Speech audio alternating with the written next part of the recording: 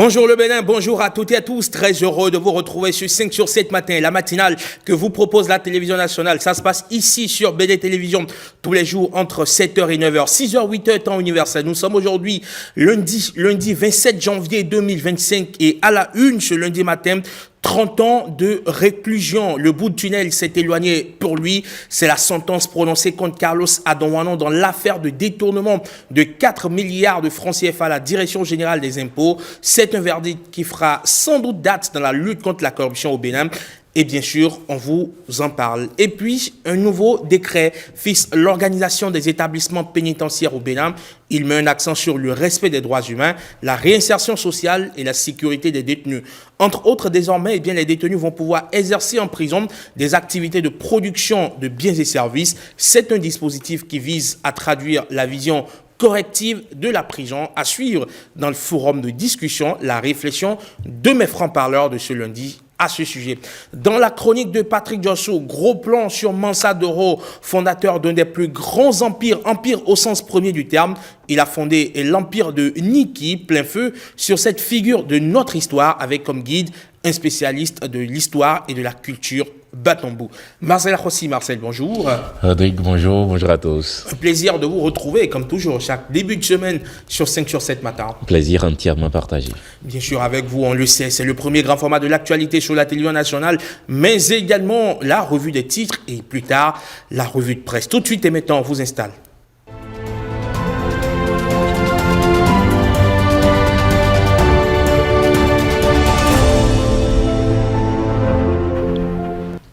Bienvenue donc au premier grand format de l'actualité sur BD Télévision. Nous démarrons par la journée mondiale de la douane qui a été célébrée hier, 26 janvier 2025. Un événement parrainé par l'Organisation mondiale des douanes, une institution qui compte 150 États membres. Son siège social est à Bruxelles, en Belgique.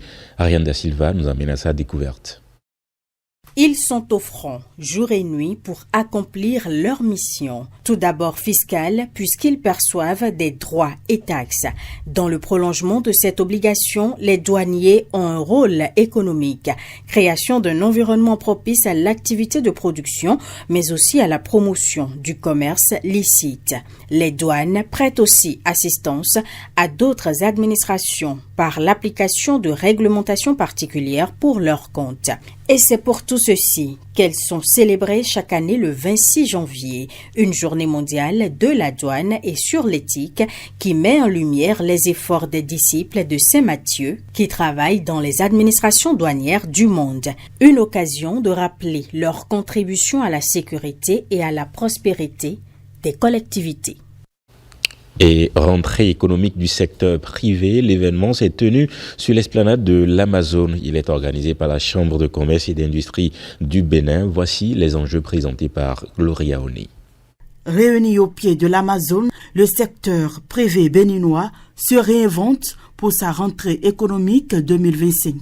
Et c'est sous le mot d'ordre de la synergie des atouts potentiels de l'environnement économique que diverses organisations professionnelles du secteur privé veulent aborder 2025. Notre vision, c'est de faire un secteur de l'artisanat inclusif et performant. Nous rêvons d'un secteur des métiers de l'artisanat où chaque acteur joue un rôle actif et complémentaire, un secteur où la femme artisane a les mêmes opportunités que ses pairs et où les jeunes trouvent les voies professionnelles épanouissantes. Le secteur privé béninois est la clé de notre croissance durable et inclusive, avec sa résilience et son dynamisme qui propulsent l'économie face aux défis locaux et aux opportunités internationales. Pour mieux dynamiser leurs activités en 2025, les acteurs de l'écosystème privé ont d'abord identifié les défis bravés l'année écoulée, principales complaintes, difficultés d'accès aux opportunités. Une bonne nouvelle cependant, dans des études projetées sur 2025, cette année-ci démarre sous des perspectives prometteuses. Cette troisième édition de la rentrée économique témoigne de la volonté de la Chambre de commerce et d'industrie du Bénin de susciter la convergence des différents acteurs publics comme privés autour d'un défi commun, la croissance inclusive au Bénin. Éléonore Yahi Ladécan à l'université de Parakou. La ministre de l'Enseignement supérieur et de la Recherche scientifique est allée apprécier les actions de la communauté universitaire. Elle en a profité pour recueillir les attentes de l'ensemble du personnel. Le compte rendu avec Silver Savi et Alexis Sassoba. Vous n'êtes plus comme nous. Elles sont venues s'imprégner de la gestion de la première mandature de l'équipe en place depuis 2022. Les deux ministres ont apprécié le niveau d'exécution des cahiers de charges et surtout les résultats obtenus en 3 ans. La place des formations est devenue une place centrale dans les préoccupations du gouvernement et dans les PAG, la mission qui a été confiée à notre ministère ainsi qu'aux universités ou aux centres de formation à tous les niveaux, c'est revu, densifié, restructuré. C'est justement l'occasion que notre ministre de tutelle, nos ministres nous donnent de discuter des pas posés durant ces 3 dernières années,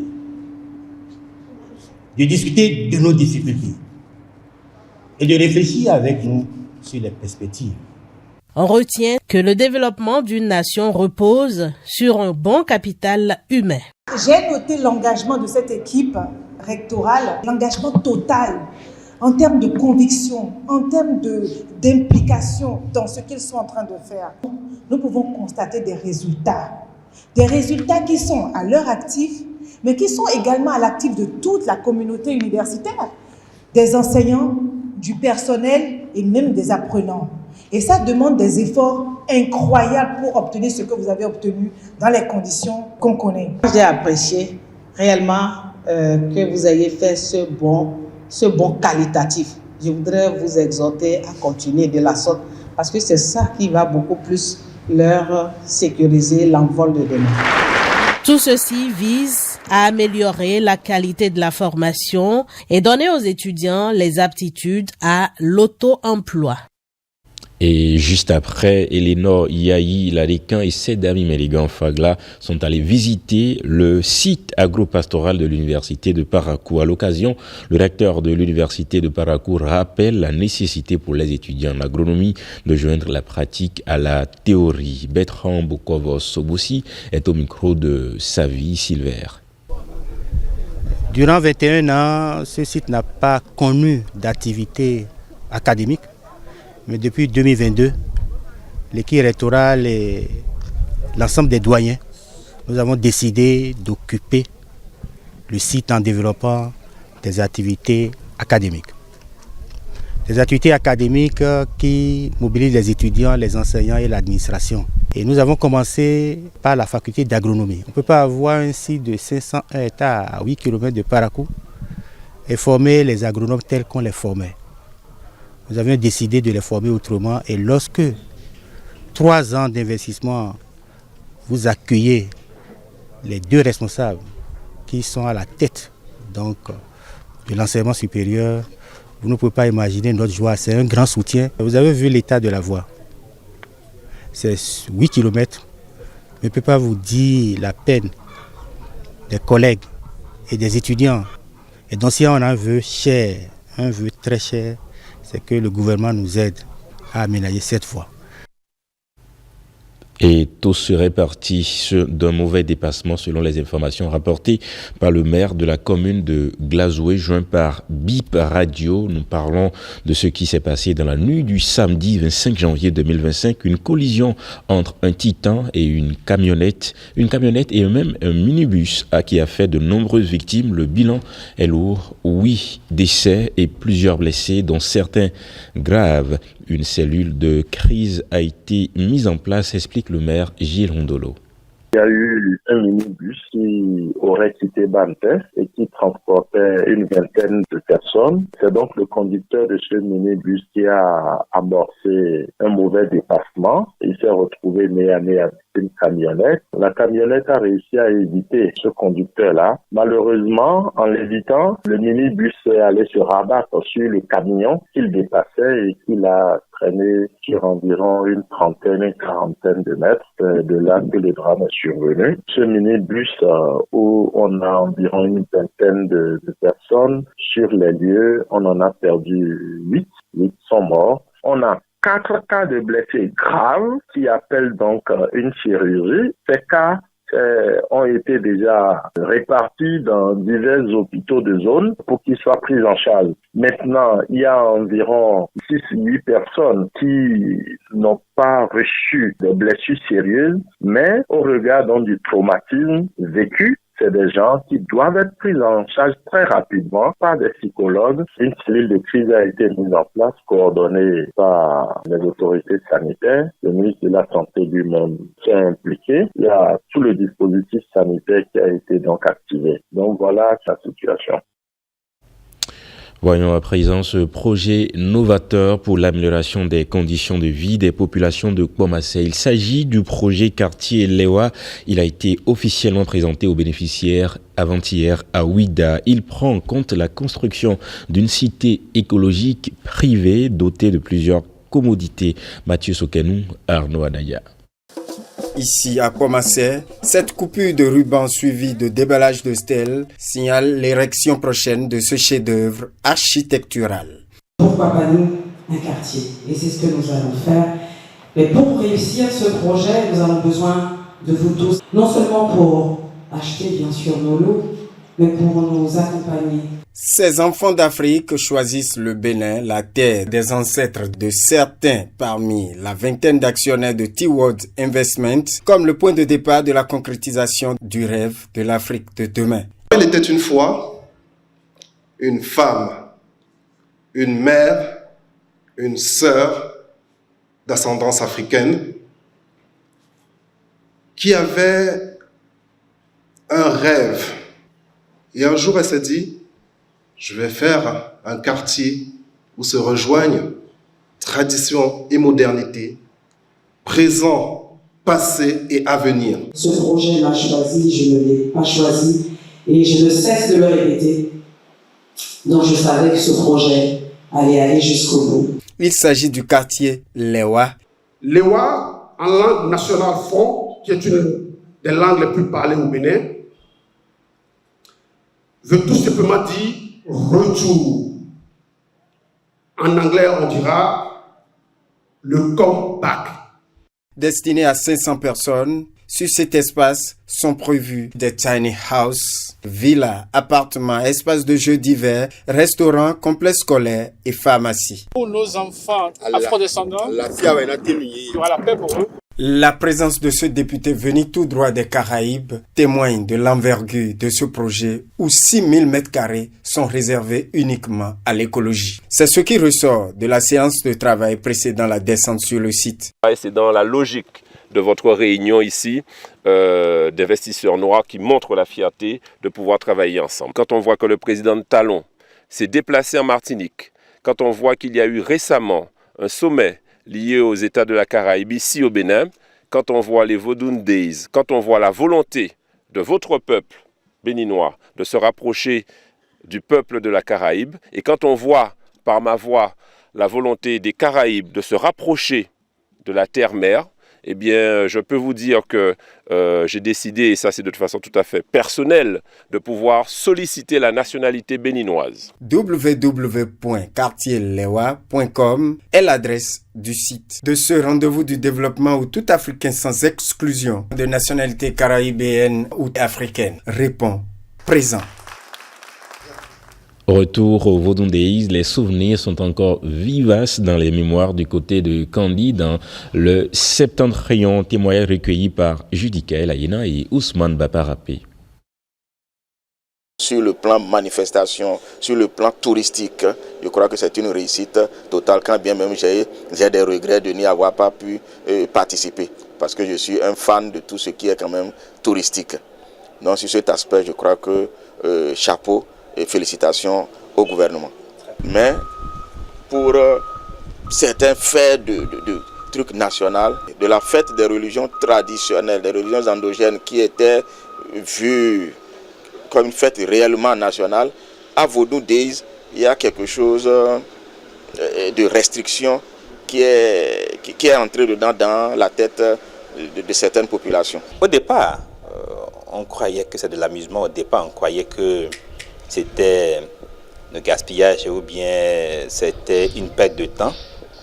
Mais ce que nous avons vécu, un événement qu'il faut encore, s'il faut le dire, reprendre à nouveau ou même décréter une semaine de célébration parce que la culture, sinon vous voulez, les cultures du pays ont été vraiment révélées et on se disait vraiment d'où est-ce qu'il a eu l'idée parce que c'était fort comme action. Dans un premier temps, il faut dire qu'il y a un sentiment de fierté qui m'anime parce que le président de la République, son Excellence Patrice Guillaume Talon, a su organiser, n'est-ce pas, cette manifestation culturelle qui a drainer assez de monde pour les éditions à venir, afin que cela soit un événement qui concerne tous, en allouant à chaque commune un fonds dédié à la culture, à l'écotourisme, n'est-ce pas, pour que à l'échelle micro, chaque commune puisse exhiber ce qu'elle a de profondément culturel, d'écotouristique à la face du monde.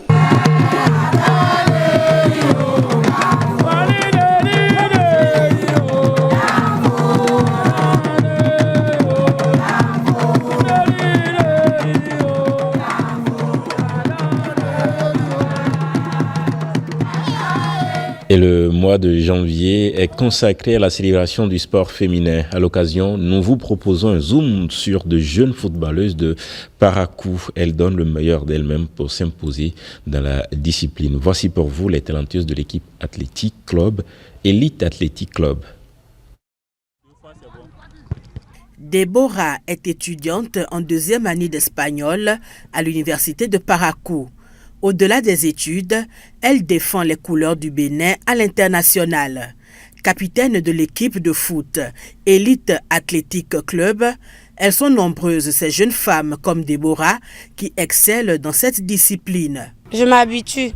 Quand je vais à l'école, souvent les matins et les soirs, je ne vais pas parce que je viens à l'entraînement. Quand l'entraînement c'est le matin je ne vais pas au cours. Et le soir, je vais au cours. J'apprends les polycopes et je m'en sors dans les compositions. Il faut savoir s'organiser. Courage, travail et persévérance. Courage, travail et persévérance, ces joueuses professionnelles ambitionnent d'aller plus loin. C'est grâce au foot que j'ai connu plusieurs pays. Abidjan, avec l'équipe nationale. Au Togo aussi, avec l'équipe nationale. Et je pense qu'avec d'autres clubs, on a été au Ghana, à Yamoussoukro. Je suis déjà avec l'équipe actuelle. Avoir un contrat professionnel, c'est ce qu'on souhaite. Ce n'est pas quelque chose qui est facile. Et j'apprécie aussi mes joueuses qui se sont données au foot et qui ont l'engagement et qui ont la foi de jouer. Elles ont des rêves, des ambitions, des projets d'avenir. Ces joueuses internationales sont une fierté tant pour leur club que pour le Bénin. Et voilà qui met un terme à cette première session de l'actualité sur votre télé. Rendez-vous à 13h, 20h puis 23h30 pour d'autres nouvelles sur Bénin Télévision. Voyons à présent ce que pensent les journaux de l'actualité ici au Bénin et ailleurs sur le continent et dans le monde. C'est ce que vous nous proposez à travers la revue des titres.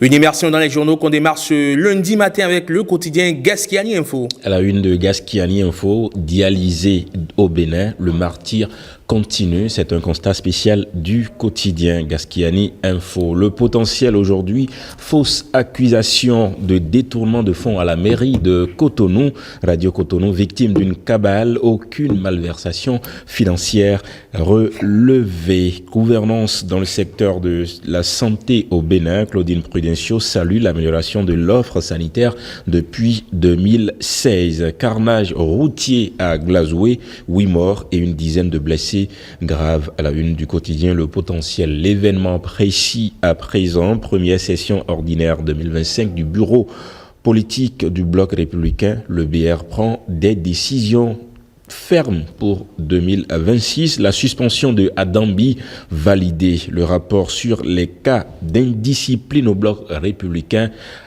Adopter de nouvelles sanctions prononcées contre des responsables après le cas Adambi. Lire l'intégralité du communiqué issu de la session dans la parution du jour du quotidien. L'événement précis. L'économiste appuie à la formation professionnelle. La BAD et le Bénin forment 210 jeunes en génie mécanique et civil. 7e édition des rentes. Un rendez-vous d'échanges sur les enjeux du marché local de la dette. Le Télégramme, affaire tentative de coup d'État au Bénin. Les avocats déserteurs comptent se reconstituer à nouveau. Le procès Boko et Omeki va reprendre ce mardi 28 janvier selon le Télégramme. Bénin intelligent, musique béninoise, du talent à l'export, les ambitions et obstacles. Un dossier spécial présenté par Bénin Intelligent aujourd'hui. Nord-Sud quotidien politique, Romaric Sauton porté à la tête de la NEJ. Pour les populations rurales béninoises, un financement pour l'eau potable de qualité à moindre coût.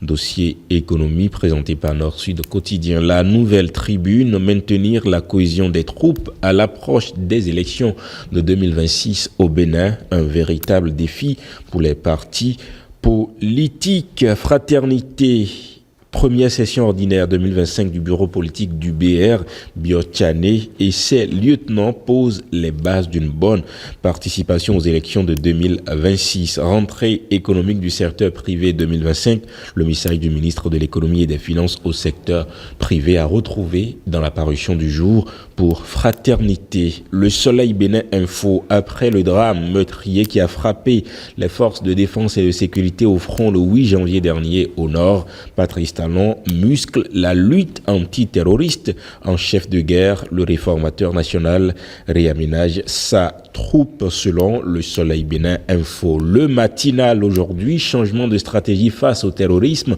les fermes consignes de Talon au chef militaire à découvrir également dans sa parution du jour. La Nation, quotidien de service public, cadre de vie et transport en 2024, les réalisations et défis passés au peigne fin, rencontre économique du secteur privé en quête de synergie pour une croissance durable. Lieutenant-colonel Bédi à propos de la taxe sur le charbon de bois. Le bois énergie est aussi un facteur de déforestation. Cet entretien, l'intégralité est à retrouver dans la parution du quotidien de service public de ce jour. Le confrère de la matinée, gala des champions, prélèvement des pourcentages sur les primes destinées aux athlètes. Quand la récompense tourne à l'escroquerie, une situation qui indigne et interpelle. Wakatsira, aujourd'hui en RDC, qui va sauver Goma? Goma est-il déjà sous le contrôle du M23? Oui, si l'on s'en tient au témoignage de certains habitants de la capitale du Nord, Kivu. Wakatsira, AES, les ministres des Affaires étrangères se concertent sur les formalités de retrait de l'alliance de la CEDEAO. Wakatsira, présidentielle 2025 au Cameroun, Paul Biya, candidat pour un 8e mandat. Le pays, engrenage de la violence sur fond de rivalité multiple en RDC vers un enlisement total. Le pays, Paul Biya, dans la course pour la présidentielle, la candidature de la honte selon le Le pays encore, fixation de la date de la présidentielle gabonaise au 12 avril prochain que cache ce nouveau report. Voilà pour les titres, la revue de presse dans un instant. On vous retrouve en fin d'émission, Marcel, pour la revue de presse. Absolument, n'est-ce pas? À tout de suite. 5 sur 7 matin, la suite c'est dans quelques petites minutes. Le temps évidemment de prendre une pause et de revenir juste après. Tout de suite. Vous êtes de nationalité béninoise, vous êtes âgé de 18 à 40 ans, vous êtes titulaire d'un diplôme de l'enseignement supérieur, bac professionnel, BTS ou DUT, licence professionnelle ou DTS, master ou ingénieur, vous êtes en quête d'un emploi ou d'une bonne expérience en entreprise en vue de votre insertion professionnelle, vous êtes immédiatement disponible, vous pouvez faire partir des 2000 bénéficiaires pris en charge chaque année par le gouvernement à travers le programme spécial d'insertion dans l'emploi. Pour ce faire, rendez-vous sur le site www.psie.bj. Remplissez les champs destinés aux candidats à l'emploi, inscrivez-vous et soumettez votre dossier. La suite réservée à votre dossier vous sera notifiée par SMS, par mail ou sur votre compte utilisateur PSIE que vous êtes invité à consulter fréquemment.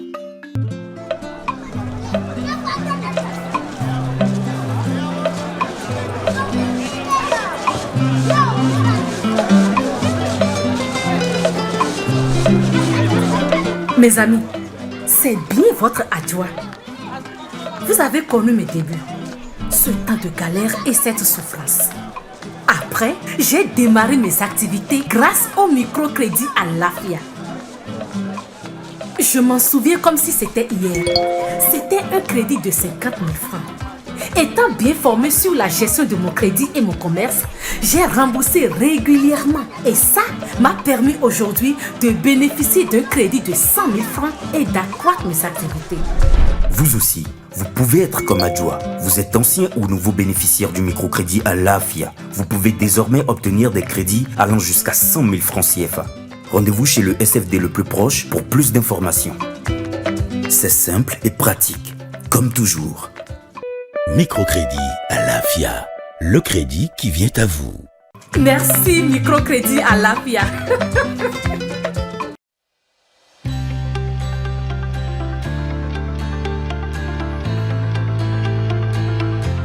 Vous êtes une femme béninoise. Vous disposez d'une compétence avérée. Inscrivez-vous dans la base de données des compétences féminines du Bénin, un creuset exceptionnel de promotion des femmes du Bénin. Le compendium des compétences féminines du Bénin, c'est quoi? Une application dynamique dotée d'une base de données centralisée et renseignée à partir des informations liées aux inscriptions des femmes sur la plateforme. Elle a pour but de révéler et promouvoir les compétences féminines existantes dans tous les secteurs et sur l'ensemble du territoire national et à la diaspora. Quels sont les objectifs de la plateforme? Renforcer la visibilité, la participation et le leadership des femmes dans la gestion des affaires publiques et privées en révélant et en promouvant des compétences féminines existantes dans tous les secteurs, aussi bien sur l'ensemble du territoire national que dans la diaspora. Fournir des informations utiles aux présidents des institutions de l'État, aux autorités politico-administratives, aux partis politiques, pour le recrutement, la nomination ou la représentation des femmes. Identifier les secteurs où les femmes sont sous-représentées afin d'inciter à la prise de mesures correctives dans le sens de l'équité et de la justice sociale. Promouvoir des cadres d'échange entre les femmes leaders d'une part et d'autre part entre les femmes leaders et les femmes à la base communautaire. Favoriser le réseautage entre les femmes pour assurer la veille et le plaidoyer. Qui peut s'inscrire? Les femmes de l'administration publique, les femmes du secteur privé, entreprises et sociétés, les femmes universitaires, les femmes des organisations de la société civile, OSC, les femmes des organismes et institutions internationaux, les femmes au niveau communautaire, associations et groupements féminins, les femmes de la diaspora, les femmes leaders politiques. Quels sont les critères d'inscription? Justifier de sa compétence dans un domaine donné et disposer d'un numéro d'identification personnelle, NIP. L'inscription sur la plateforme est libre et gratuite. Comment s'inscrire? S'inscrire ou se faire inscrire directement en ligne sur la plateforme en tapant sur le lien suivant: lescompétencesfemmesbénin.social.gouv.bj. Remplissez tous les champs obligatoires du formulaire d'inscription, puis cliquez sur Enregistrer. Vous recevrez ensuite un mail de notification avec lien et code d'activation. Vous faites l'activation du compte avec le code envoyé dans votre mail. Ensuite, remplis les informations relatives aux qualifications, expériences, publications et références. Il ne s'agit pas d'un recensement des femmes. Le compendium vise à faire la promotion de la femme dans tous les domaines de la vie publique, économique, politique et socio-culturelle. Plusieurs médias sanctionnés par la Haute Autorité de l'Audiovisuel et de la Communication, la HAC. L'information est tombée en milieu de semaine dernière. Je vous invite ici à suivre les explications de la HAC à propos, évidemment, de ces médias sanctionnés.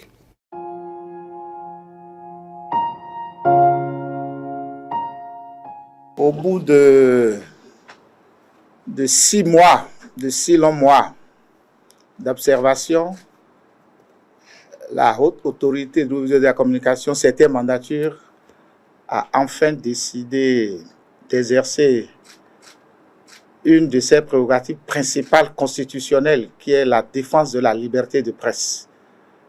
Cette défense de la liberté de presse, elle se fait parfois contre les pouvoirs publics et quelquefois contre ceux qui ne veulent pas respecter les textes pris par le législateur pour jouir de cette liberté. C'est ainsi que, vous le savez très bien, les réseaux sociaux ne sauraient être un espace de non-droit. Cela se saurait. Il faut des conditions pour créer des journaux en ligne et il faut également des conditions pour exercer la profession. Nous avons pendant 6 mois patiemment observé. Nous ne voulions pas casser le thermomètre pour ne pas voir la fièvre.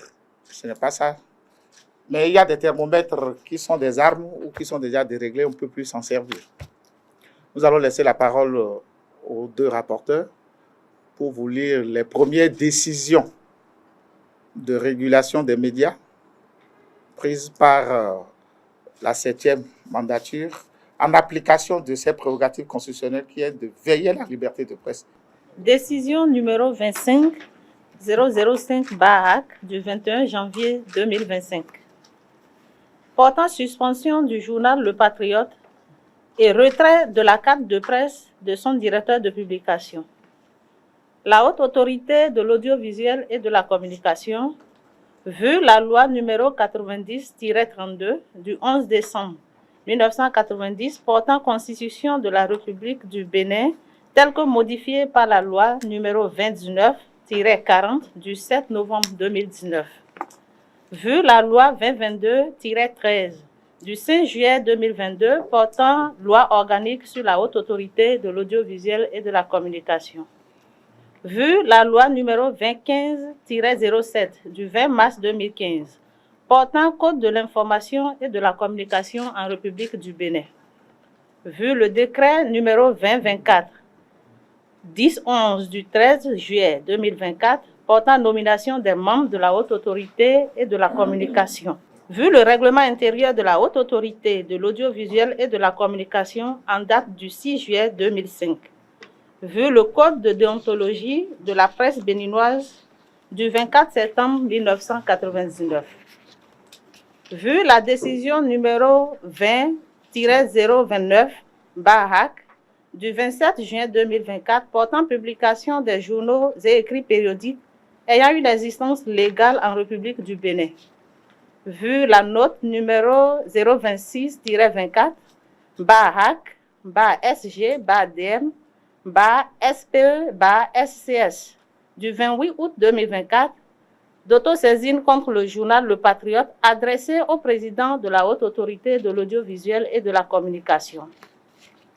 Vu la lettre numéro 215-24-HAC, PT, DC, CCPED, SG, DAJ, DM, SDC, SCML, SCS en date du 16 septembre 2024, adressé au directeur de publication du journal Le Patriote pour l'inviter à une séance d'instruction du dossier de plainte.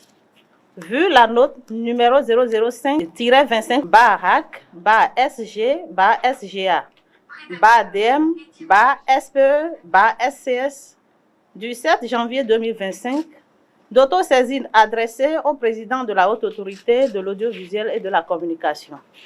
Vu la lettre numéro 007-25, RAC, PT, SG, SGA, DAJ, DM, SDC, SCS, en date du 13 janvier 2025, du secrétaire général de la RAC pour inviter le directeur de publication du journal Le Patriote à produire ces éléments de réponse et de preuve.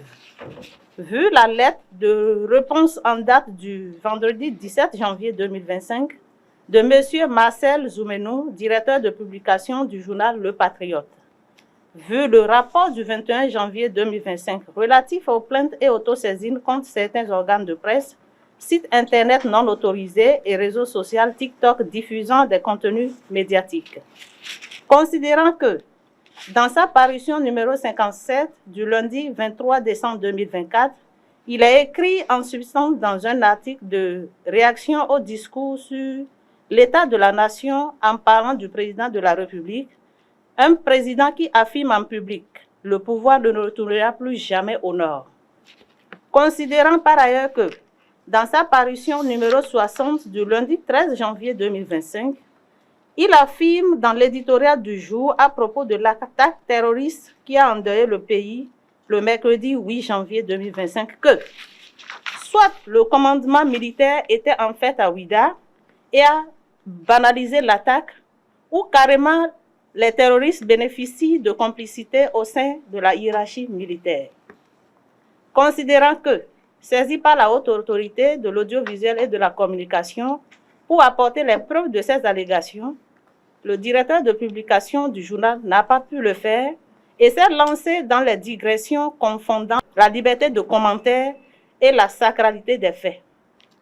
Considérant que le journal Le Patriote, enregistré comme un hebdomadaire, non seulement passe en bi-hebdomadaire sans les formalités requises, mais également paraît illégalement en ligne. Considérant la gravité des faits et la récurrence de telles publications, la plénière, après en avoir délibéré, décide. Article 1er. Le journal Le Patriote est suspendu jusqu'à nouvel ordre, ainsi que son site pirate. Article 2. En cas de non-respect de la présente décision, le directeur de publication du journal Le Patriote s'expose aux sanctions prévues par les textes en vigueur. Article 3. La présente décision prend effet pour compter de la date de sa signature. Elle sera notifiée au procureur de la République, à l'autorité de régulation des communications et de la poste ACEP, au Centre national d'investigation numérique CNIN, ainsi qu'au directeur de publication du journal Le Patriote. Elle sera publiée au journal officiel. Fait à Cotonou le 21 janvier 2025. Décision numéro 006/RAC du 21 janvier 2025. Portant suspension du quotidien L'Audace Info et retrait de la carte de presse de son directeur de publication. Vu la décision numéro 20029/RAC du 27 juin 2024 portant publication des journaux et écrits périodiques ayant une existence légale en République du Bénin. Vu le rapport adopté le 21 janvier 2025 relatif aux plaintes et autosaisines contre certains organes de presse, sites internet non autorisés et réseaux sociaux TikTok diffusant des contenus médiatiques. Considérant que la façon régulière, les écrits du quotidien L'Audace Info contiennent des allégations mensongères qui discréditent des personnes visées et portent atteinte à leur honneur et à leur considération. Considérant que le directeur de publication du quotidien L'Audace Info n'a pas d'ailleurs comparaître devant la commission de la carte de presse, de l'éthique et de déontologie, CCPED, en vue de l'instruction des dossiers malgré la notification et les relances à lui faites. Que ces comportements frisent la défiance vis-à-vis de la RAC. Considérant que les rapports de suivi déontologique corroborés par les nombreuses plaintes adressées à la RAC ainsi qu'à l'Observatoire de la déontologie et de l'éthique dans les médias depuis des années caractérisent le quotidien L'Audace Info et ses responsables comme des récidivistes. La plénière, après en avoir délibéré, décide. Article 1er. Le quotidien L'Audace Info est suspendu jusqu'à nouvel ordre. Article 2.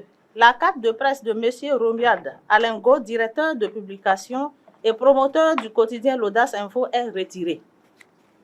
Il ne doit plus se prévaloir de sa qualité de journaliste sous peine de subir la rigueur de la loi. Article 3.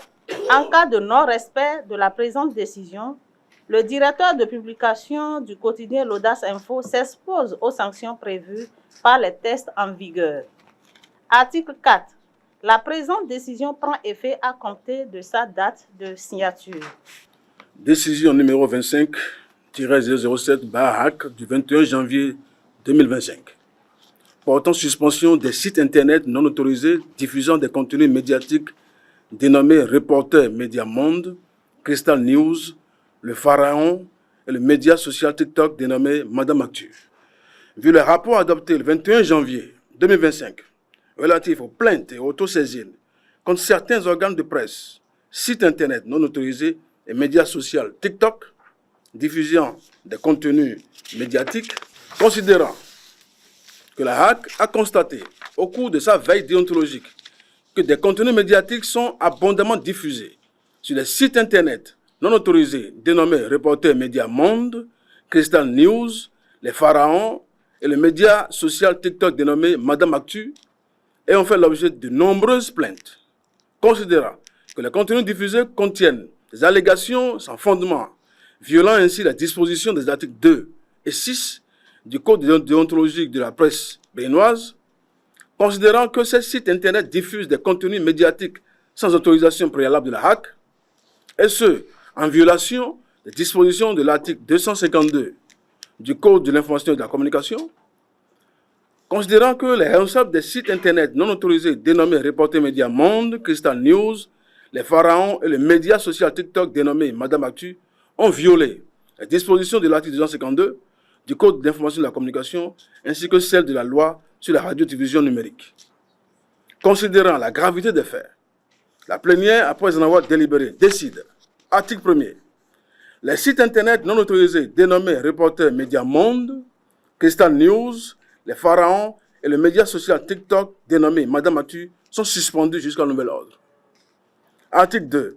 Les responsables des sites internet non autorisés dénommés Reporter Média Monde, Crystal News, Les Pharaons et le média social TikTok dénommé Madame Actu sont mis en demeure de régulariser leur situation en se conformant aux tests en vigueur en matière de presse et de communication en République du Bénin. Article 3. La haute autorité de la communication saisit le procureur de la République aux fins qui lui appartiendraient conformément aux dispositions de l'article 58 de la loi numéro 2022-13 du 5 juillet 2022 portant loi organique sur la haute autorité de la communication. Article 4.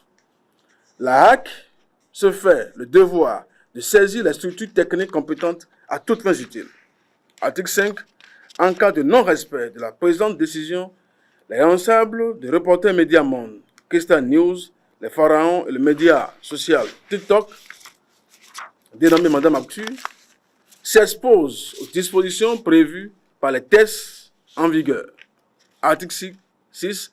La présente décision prend effet pour compter de la date de sa signature. Nous avons l'intention d'être un peu plus réguliers, puisque nous sommes dans une année, il faut oser le dire, déjà électorale. Et avec les défis qui sont les nôtres, nous n'avons pas l'intention de flancher. Notre main ne tremblera pas. Et comme je l'ai dit, j'avais dit que nous allons ramener l'église au milieu du village, mais un ami bien avisé m'a dit que peut-être il va falloir que je parle plutôt pour que tout le monde me comprenne que nous allons mettre le legba au milieu du village. Merci. Voilà donc ce qu'il en est donc de cette suspension de certains médias au Bénin. 5 sur 7 matin va se poursuivre avec Patrick Diossou pour sa chronique. Aujourd'hui, comme je vous l'annonçais, on va parler de Mansa Doro, fondateur d'un des plus grands empires. A tout de suite avec Patrick Diossou pour sa chronique.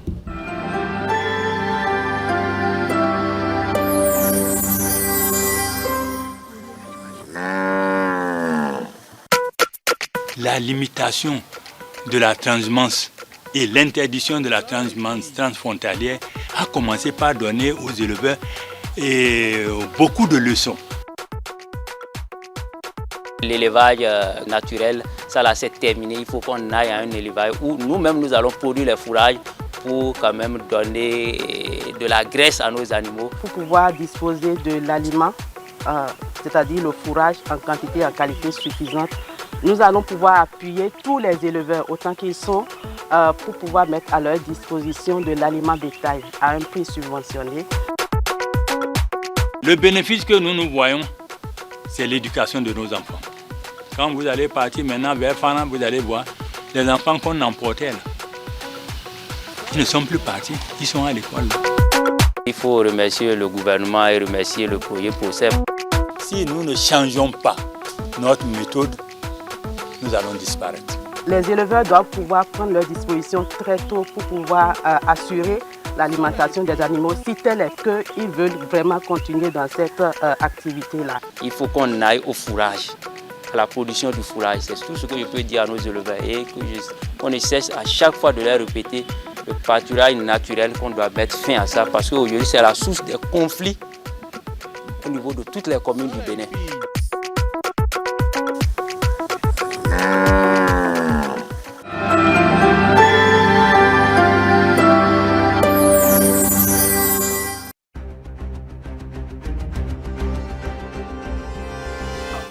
Levons-nous comme un seul homme pour combattre le mauvais traitement, les viols, le mariage des filles mineures et les violences sexuelles qui sont des pratiques brisant la dignité humaine. Au Bénin, les violences basées sur le genre sont sévèrement punies par la loi. N'ayons pas peur de saisir les autorités judiciaires. Si nous sommes témoins ou victimes d'une quelconque violence. La prévention de la violence sexuelle est la responsabilité de tous. La prévention de la violence sexuelle est la responsabilité de tous. Prenons l'engagement aujourd'hui de briser le silence et de dénoncer tous les cas de violation de droits, quels que soient leurs auteurs.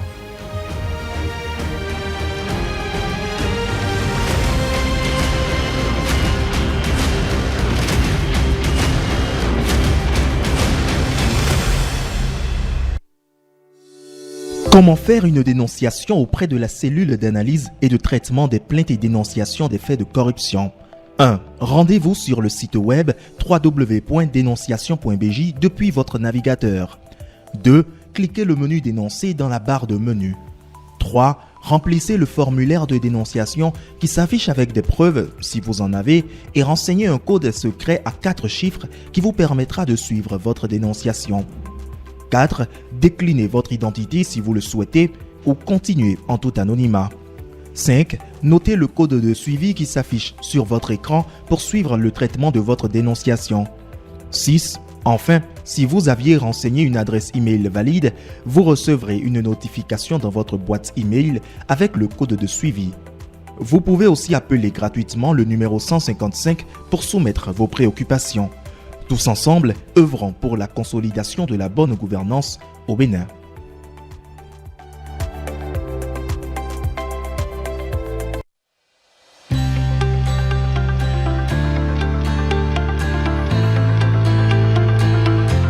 Vous êtes une femme béninoise.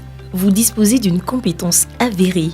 Inscrivez-vous dans la base de données des compétences féminines du Bénin, un creuset exceptionnel de promotion des femmes du Bénin. Le compendium des compétences féminines du Bénin, c'est quoi? Une application dynamique dotée d'une base de données centralisée et renseignée à partir des informations liées aux inscriptions des femmes sur la plateforme. Elle a pour but de révéler et promouvoir les compétences féminines existantes dans tous les secteurs et sur l'ensemble du territoire national et à la diaspora. Quels sont les objectifs de la plateforme? Renforcer la visibilité, la participation et le leadership des femmes dans la gestion des affaires publiques et privées, en révélant et en promouvant des compétences féminines existantes dans tous les secteurs, aussi bien sur l'ensemble du territoire national que dans la diaspora. Fournir des informations utiles aux présidents des institutions de l'État, aux autorités politico-administratives, aux partis politiques, pour le recrutement, la nomination ou la représentation des femmes. Identifier les secteurs où les femmes sont sous-représentées afin d'inciter à la prise de mesures correctives dans le sens de l'équité et de la justice sociale. Promouvoir des cadres d'échange entre les femmes leaders d'une part et d'autre part entre les femmes leaders et les femmes à la base communautaire. Favoriser le réseautage entre les femmes pour assurer la veille et le plaidoyer qui peut s'inscrire les femmes de l'administration publique, les femmes du secteur privé, entreprises et sociétés, les femmes universitaires, les femmes des organisations de la société civile, OSC, les femmes des organismes et institutions internationaux, les femmes au niveau communautaire, associations et groupements féminins, les femmes de la diaspora, les femmes leaders politiques. Quels sont les critères d'inscription? Justifier de sa compétence dans un domaine donné et disposer d'un numéro d'identification personnelle, NIP. L'inscription sur la plateforme est libre et gratuite. Comment s'inscrire? S'inscrire ou se faire inscrire directement en ligne sur la plateforme en tapant sur le lien suivant: lescompétencesfemmesbénin.social.gouv.bj. Remplissez tous les champs obligatoires du formulaire d'inscription, puis cliquez sur Enregistrer. Vous recevrez ensuite un mail de notification avec lien et code d'activation. Vous faites l'activation du compte avec le code envoyé dans votre mail. Ensuite, remplis les informations relatives aux qualifications, expériences, publications et références. Il ne s'agit pas d'un recensement des femmes. Le compendium vise à faire la promotion de la femme dans tous les domaines de la vie publique, économique, politique et socio-culturelle.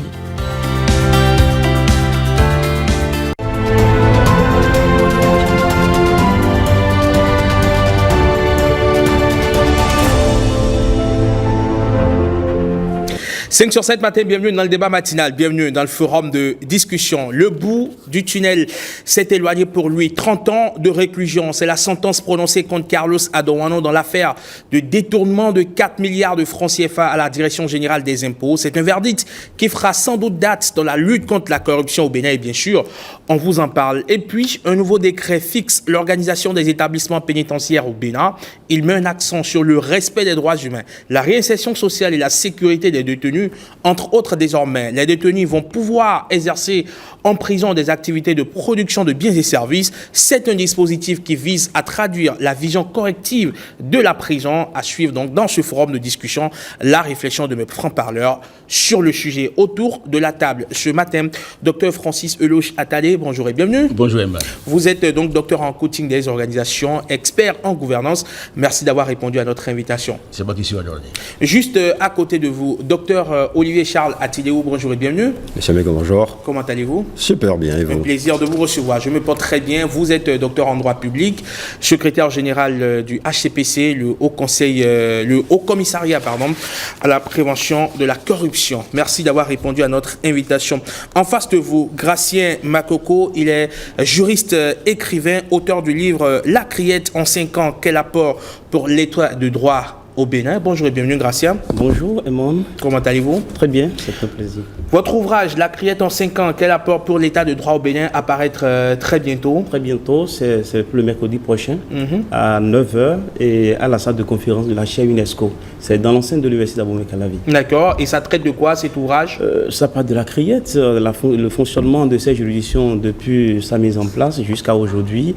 Il y a eu beaucoup de choses qui ont été effectuées, donc on a décidé de poser un regard suffisamment scientifique et impartial sur le fonctionnement de ces juridictions qui est un peu apolémique, donc pour situer l'opinion nationale et internationale sur les tenants et aboutissants du grand travail qui a été abattu par ces juridictions et aller dans les suggestions. Tout le monde est en train de rêver comment on fait pour avoir dans notre pays une justice plus impartiale, plus serviteur de la cause commune. Êtes-vous en train de dire que la justice dans notre pays n'est pas impartiale? Non, pas du tout. C'est que, vous savez, quand vous prenez un État comme la France a connu l'ancien régime. Après, il y a un régime de liberté. Il y a eu plus plusieurs régimes de restauration et après, ils sont revenus dans les régimes de liberté. C'est pour dire que dans les sociétés humaines, les hommes sont à la recherche de la meilleure formule qui permet de vivre le mieux en société. Donc, quand on parle de la criette, c'est que l'institution est là, la juridiction est là, elle fonctionne déjà, mais cela n'empêche pas les citoyens de réfléchir pour voir comment pallier, solutionner les choses qui n'ont pas pu forcément marcher. D'accord, et c'est là tout le sens de votre réflexion que vous avez pondu dans votre ouvrage La criette en 5 ans, quel apport pour l'état de droit au Bénin, dont la parution est prévue pour mercredi prochain. Mais avant mercredi, il y a bien sûr 2 sujets de réflexion ce matin dans le débat de 5 sur 7 matin. Vous avez suivi sans doute de très près ce procès de Carlos Adonwano, principal accusé dans l'affaire de détournement de 4 milliards de francs en CFA, ce procès qui a démarré depuis plusieurs années et qui a connu son aboutissement la semaine dernière. 30 ans de réclusion. Quand vous avez appris le verdict, qu'est-ce que vous avez eu comme réaction ? Vous savez, en tant que Béninois, nous ne sommes pas accoutumés à de pareilles sentences, notamment dans le domaine de détournement de fonds publics, parce que vous savez, en matière de détournement de fonds publics, notre pays, le Bénin, a une longue tradition malheureuse, puisqu'il y a beaucoup d'affaires qui ont éclaté au grand jour. On se souvient de l'affaire Titan, on se souvient de l'affaire de Marabout Cissé, on se souvient de l'affaire du chocolat de glucose transformé en sable au ministère de la Santé, on se souvient des 270 milliards de primes indûment perçus par quelques agents du ministère de l'enseignement primaire et secondaire. On se souvient des 600 millions engloutis dans le cadre de la construction de la résidence Hassan II à l'université d'Abomey-Clavi et plusieurs d'autres cas, sans oublier bien sûr l'affaire machine agricole et plusieurs d'autres. Donc depuis que le Bénin, l'économie nationale est en train d'être asphyxiée, depuis qu'on assiste à des cas de détournement de deniers publics, on a constaté que pendant des années, il y a une largesse. Et l'arrivée de la criette, c'est un peu comme si cette juridiction a décidé de mettre les petits plats dans les grands afin de changer un peu le regard que nous avons en tant que citoyens du pays. Parce que si aujourd'hui, on continue par ne pas sanctionner les détournements publics, c'est que cela produit beaucoup de conséquences dans l'opinion publique. Par exemple, les contributeurs, ceux qui payent l'impôt, si par exemple je dois payer l'impôt et qu'au sommet de l'État, il doit y avoir des gens qui vont les détourner, ça va décourager les citoyens. Donc le sentiment que j'ai, c'est vrai, puisque nous ne sommes pas habitués à des peines du genre, ça sonne un peu fort dans la tête, mais au regard de tout ce qu'on a pu avoir comme passé dans notre pays, tout le monde sait que la corruption, le détournement de deniers publics, ça ne fait pas progresser une nation. Donc on a le sentiment que, en dépit des reproches que l'on peut apporter au fonctionnement de la criette, c'est que cette sentence peut être analysée comme étant une volonté de la juridiction de corriger un peu le tir en matière de détournement de biens publics. Alors, Francis Elojatale, une sanction pour faire date, vous pensez que c'était vraiment le leitmotiv des juges de la criette ? En fait, il y a un écho. Et puis l'écho que ça donne, dorénavant, ça va dissuader ceux qui ont des pratiques corruptives. Vous savez évidemment que la corruption, on en parle, et j'ai cru qu'on en parlait si précisément pour que la lutte n'en soit jamais ainsi. Donc j'étais préoccupé. Vous savez qu'il y a beaucoup d'actes de barbarie économique, vous avez cité, mais vous n'avez pas cité les plus graves, Sensad, CIC. ICC Service. ICC Service.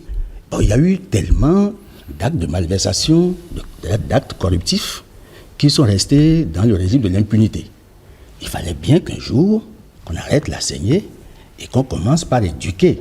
Je crois que la sentence, le verdict de la criette vient un peu pour donner l'alerte au niveau de la société, au niveau des dirigeants, au niveau des collaborateurs, des chefs d'État, pour que chacun sache à quoi désormais s'en tenir, que le bien public doit être respecté et que c'est fini le régime de l'impunité.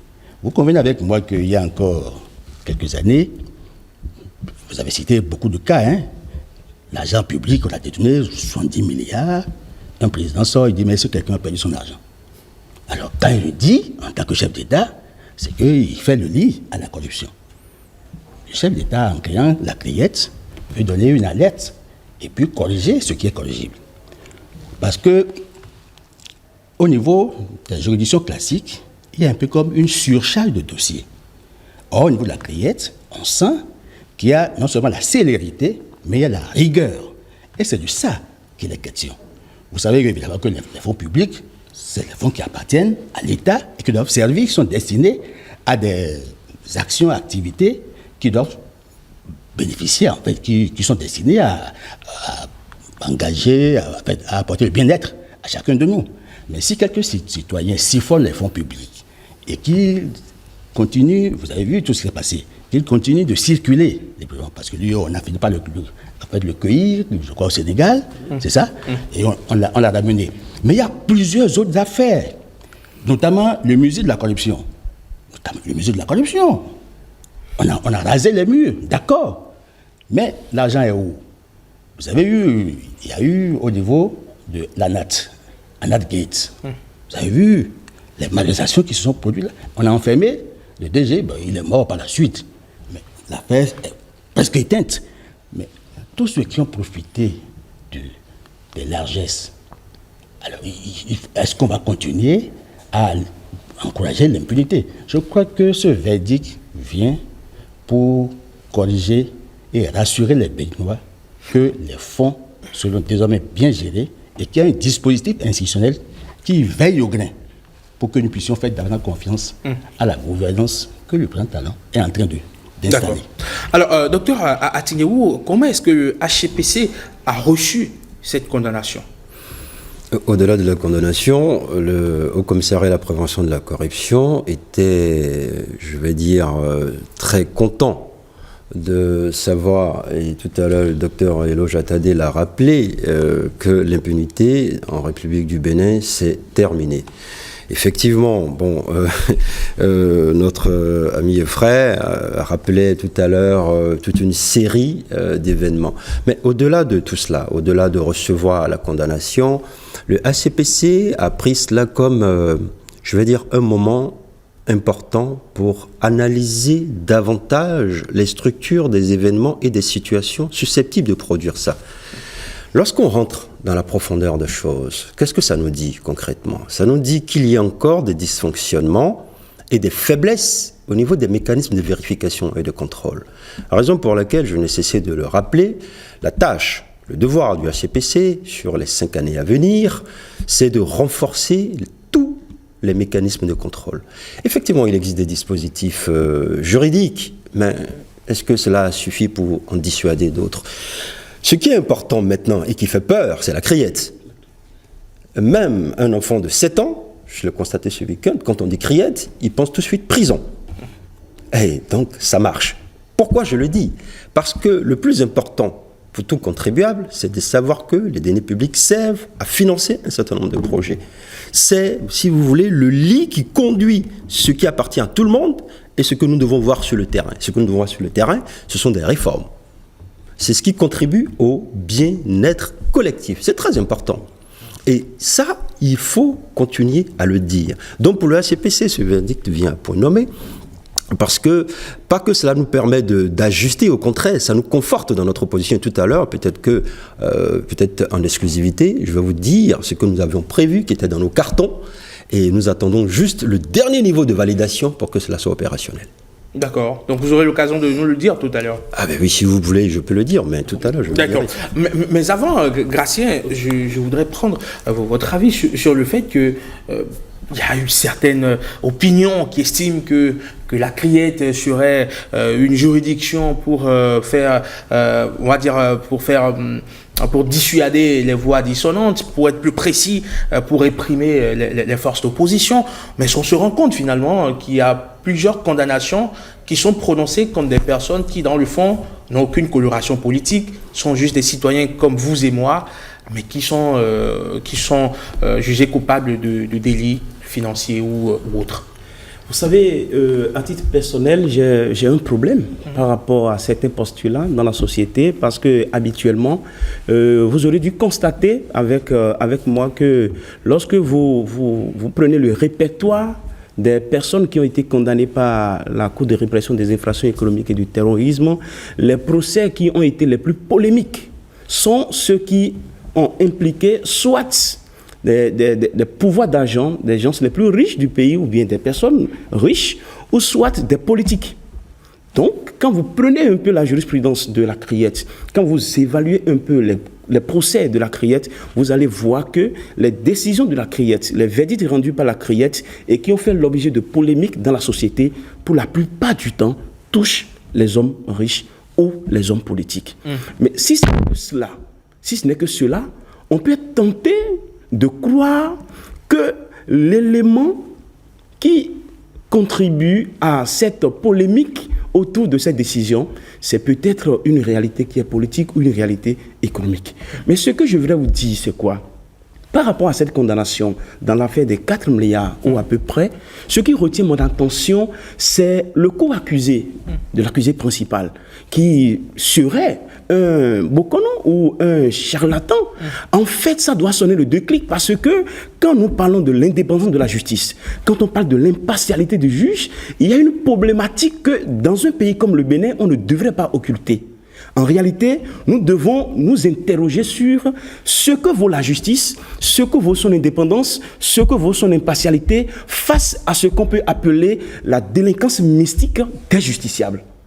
Parce que lorsque vous exigez au juge d'être impartial, indépendant, je vous donne un exemple. Il y a quelques années, je pense 2 ou 4 ans en arrière, un ancien président de la cour d'appel d'Abomey, je ne vais pas donner son nom, il était sous un dossier très important dans cette République. Et la police républicaine était en train de faire, dans la période, une perquisition dans l'arrondissement de Bétérou. L'arrondissement de Bétérou, c'est l'un des arrondissements de Tchaourou qui se situe sur la route inter-État numéro 6 qui relie Parakou à Djougou. Et la perquisition de la police républicaine dans un autre dossier a conduit les forces de l'ordre dans une maison, dans la maison de charlatan, et c'est en fouillant les choses que, sous un fétiche, les gens ont découvert le nom du président de la cour d'appel d'Abomey qui est écrit noir sur blanc, nom et prénom, tout cela. Déposé. Alors, la question que cela devrait nous susciter en tant que citoyens, à la recherche d'une justice indépendante et à la recherche de magistrats dignes et impartiaux, c'est de savoir, dans un contexte béninois, fait de spiritualité, fait de vraiment, vous savez bien de quoi je parle, quelle est la garantie de lucidité du juge face à la pratique mystique? Pensez-vous que le juge aurait pu être, on va dire, sous le joug d'un sort? C'est possible? Si nous croyons en théorie générale qu'il est possible au Bénin que les situations peuvent être influencées par l'invisible, nous n'avons pas de raison à ne pas croire qu'il est possible que la lucidité du juge... Quelle est la part, si vous permettez de vous interrompre bien sûr, quelle est la part du mysticisme dans le droit? C'est la question qui se pose. C'est la question qui se pose parce que, vous savez, lorsque les gens ont des dossiers devant le tribunal, tout le monde le sait, ça devient un secret de polichinelle. On sait que les gens peuvent courir dans la nuit et vraiment dans le sens d'influencer spirituellement les décisions. Ça, tout le monde peut en témoigner. Nous sommes au Bénin, on se connaît un peu. Et là, je pense que lorsque nous posons la problématique de l'indépendance de la justice et de l'impartialité des magistrats, nous devons aussi réfléchir. C'est vrai que sur le plan théorique, lorsque nous parlons de droit, je ne suis pas sûr que sur le plan cartésien, je ne suis pas sûr que le droit puisse prévoir des mécanismes pour contrer cela. Mais il y a déjà la lettre qui a été donnée par le code pénal de ce pays, le code pénal qui réprime désormais. Quand on prend même la sorcellerie est réprimée devant les tribunaux judiciaires au Bénin. Donc en condamnant dans un dossier un charlatan, c'est peut-être un signal fort. Il n'est pas le premier. Puisqu'il n'est pas le premier. Bon, peut-être que c'est la condamnation la plus retentissante au regard de la consistance du montant qui est en jeu. Mais nous devons savoir quand même qu'il y a beaucoup de réflexions que nous devons faire. D'accord. Et par rapport à cette question de l'indépendance de la justice au Bénin. D'accord. Je crois que l'intervention de mon frère Gratien me fait penser à un ouvrage, Sorcellerie et pouvoir politique, la chair des autres. Je crois que quand on y va, on sait, les politiciens savent que c'est pas un monde aussi facile. C'est pas un monde de bisounours. Mais oui, si. Il n'est pas facile d'être juge au Bénin. Vous devez avoir la compétence de vos compétences. Donc, c'est des affaires dont on ne discute pas. Chacun se prépare au poste. Mais ceci étant, c'est qu'il faut dire que la Criette a fait un travail formidable. Je sais qu'il y a 2 lois en 2020. La loi 2020-08 portant modernisation de la page judiciaire et la loi 2020-09 qui a institué le ACPC entre dans le cadre en fait d'une lutte et d'une vision du chef de l'État. Sur la modernisation, c'est pour assurer la célérité des procédures au sein de nos juridictions et garantir en fait la transparence. Maintenant, au niveau de ACPC, c'est veiller à ce que la lutte contre la corruption puisse porter, puisque la corruption gangrène le développement. Et je crois que cette fois-ci, le chef de l'État, en posant les balises, en fait, le dispositif institutionnel et le cadre, en direction du cadre légal, a un objectif à atteindre. C'est la première fois dans l'histoire du Bénin qu'on a entendu un verdict où la sentence est aussi forte. Parce que les gens croient, en fait, ils ont eu un peu comme le sentiment que l'impunité, parce que quand les puissances d'argent interviennent, ou l'élite économique intimide les politiques se retractent. Et ça qui fait le lit. Il faut bien qu'un jour, quelqu'un, par son leadership, tape sur la table et ordonne. Le juge a beau être compétent, il a beau être indépendant, mais s'il y a une influence politique qui l'empêche d'exercer de façon objective, de façon impartiale, son œuvre, il ne pourra pas. Ce qui vient se passer à la Cayette sera écrit dans les annales de l'histoire. Dorénavant, je crois qu'il y a même des gens à qui on va proposer des nominations et ils vont refuser. Parce que, sachant que s'ils étaient en fait suspectés, je ne fais pas le procès aux gens, mais je soupçonne qu'il y a des gens dorénavant qui ne pourront plus accepter, parce qu'ils sont conscients qu'eux-mêmes, ils ne peuvent pas changer tout de suite. Or, il faut bien que nous puissions changer le logiciel et le paradigme. Et je veux saluer cette volonté du chef de l'État d'opérationnaliser le ACPC, de la main libre au commissariat à la prévention, puis nous avons fait de la répression tout le temps. Et ça n'a pas d'affaire, on peut évaluer. Maintenant, dans la dynamique de la stratégie mise en place par le ACPC, pour l'éduquer et procéder par nivellement par le bas, je crois que ça va porter, ça va impacter. C'est en cela que je trouve que le travail qui se fait est un travail titanesque. C'est vrai qu'il ne faut pas que le charlatanisme, le satanisme, tout ça là influence. Ils sont suffisamment protégés et Dieu veille sur le grain. Alors, docteur Olivier Charles Atidiaou, est-ce que justement ce verdict permet au HCPC de détenir un élément supplémentaire dans sa sensibilisation? Bon, l'élément supplémentaire, vais-je dire, nous l'avions déjà, parce qu'on dit toujours, lorsque on se met, où on est dans le chantier de conceptualiser ou de concevoir des politiques publiques, il faut tout voir. Il faut avoir une vision holistique de la chose. Je ferme juste cette petite parenthèse, je reviens à votre question, parce que, Racine disait tout à l'heure, il a évoqué la dimension mystique qui cadre un certain nombre d'événements en République du Bénin. Chers frères, chers amis, ce n'est pas qu'au Bénin.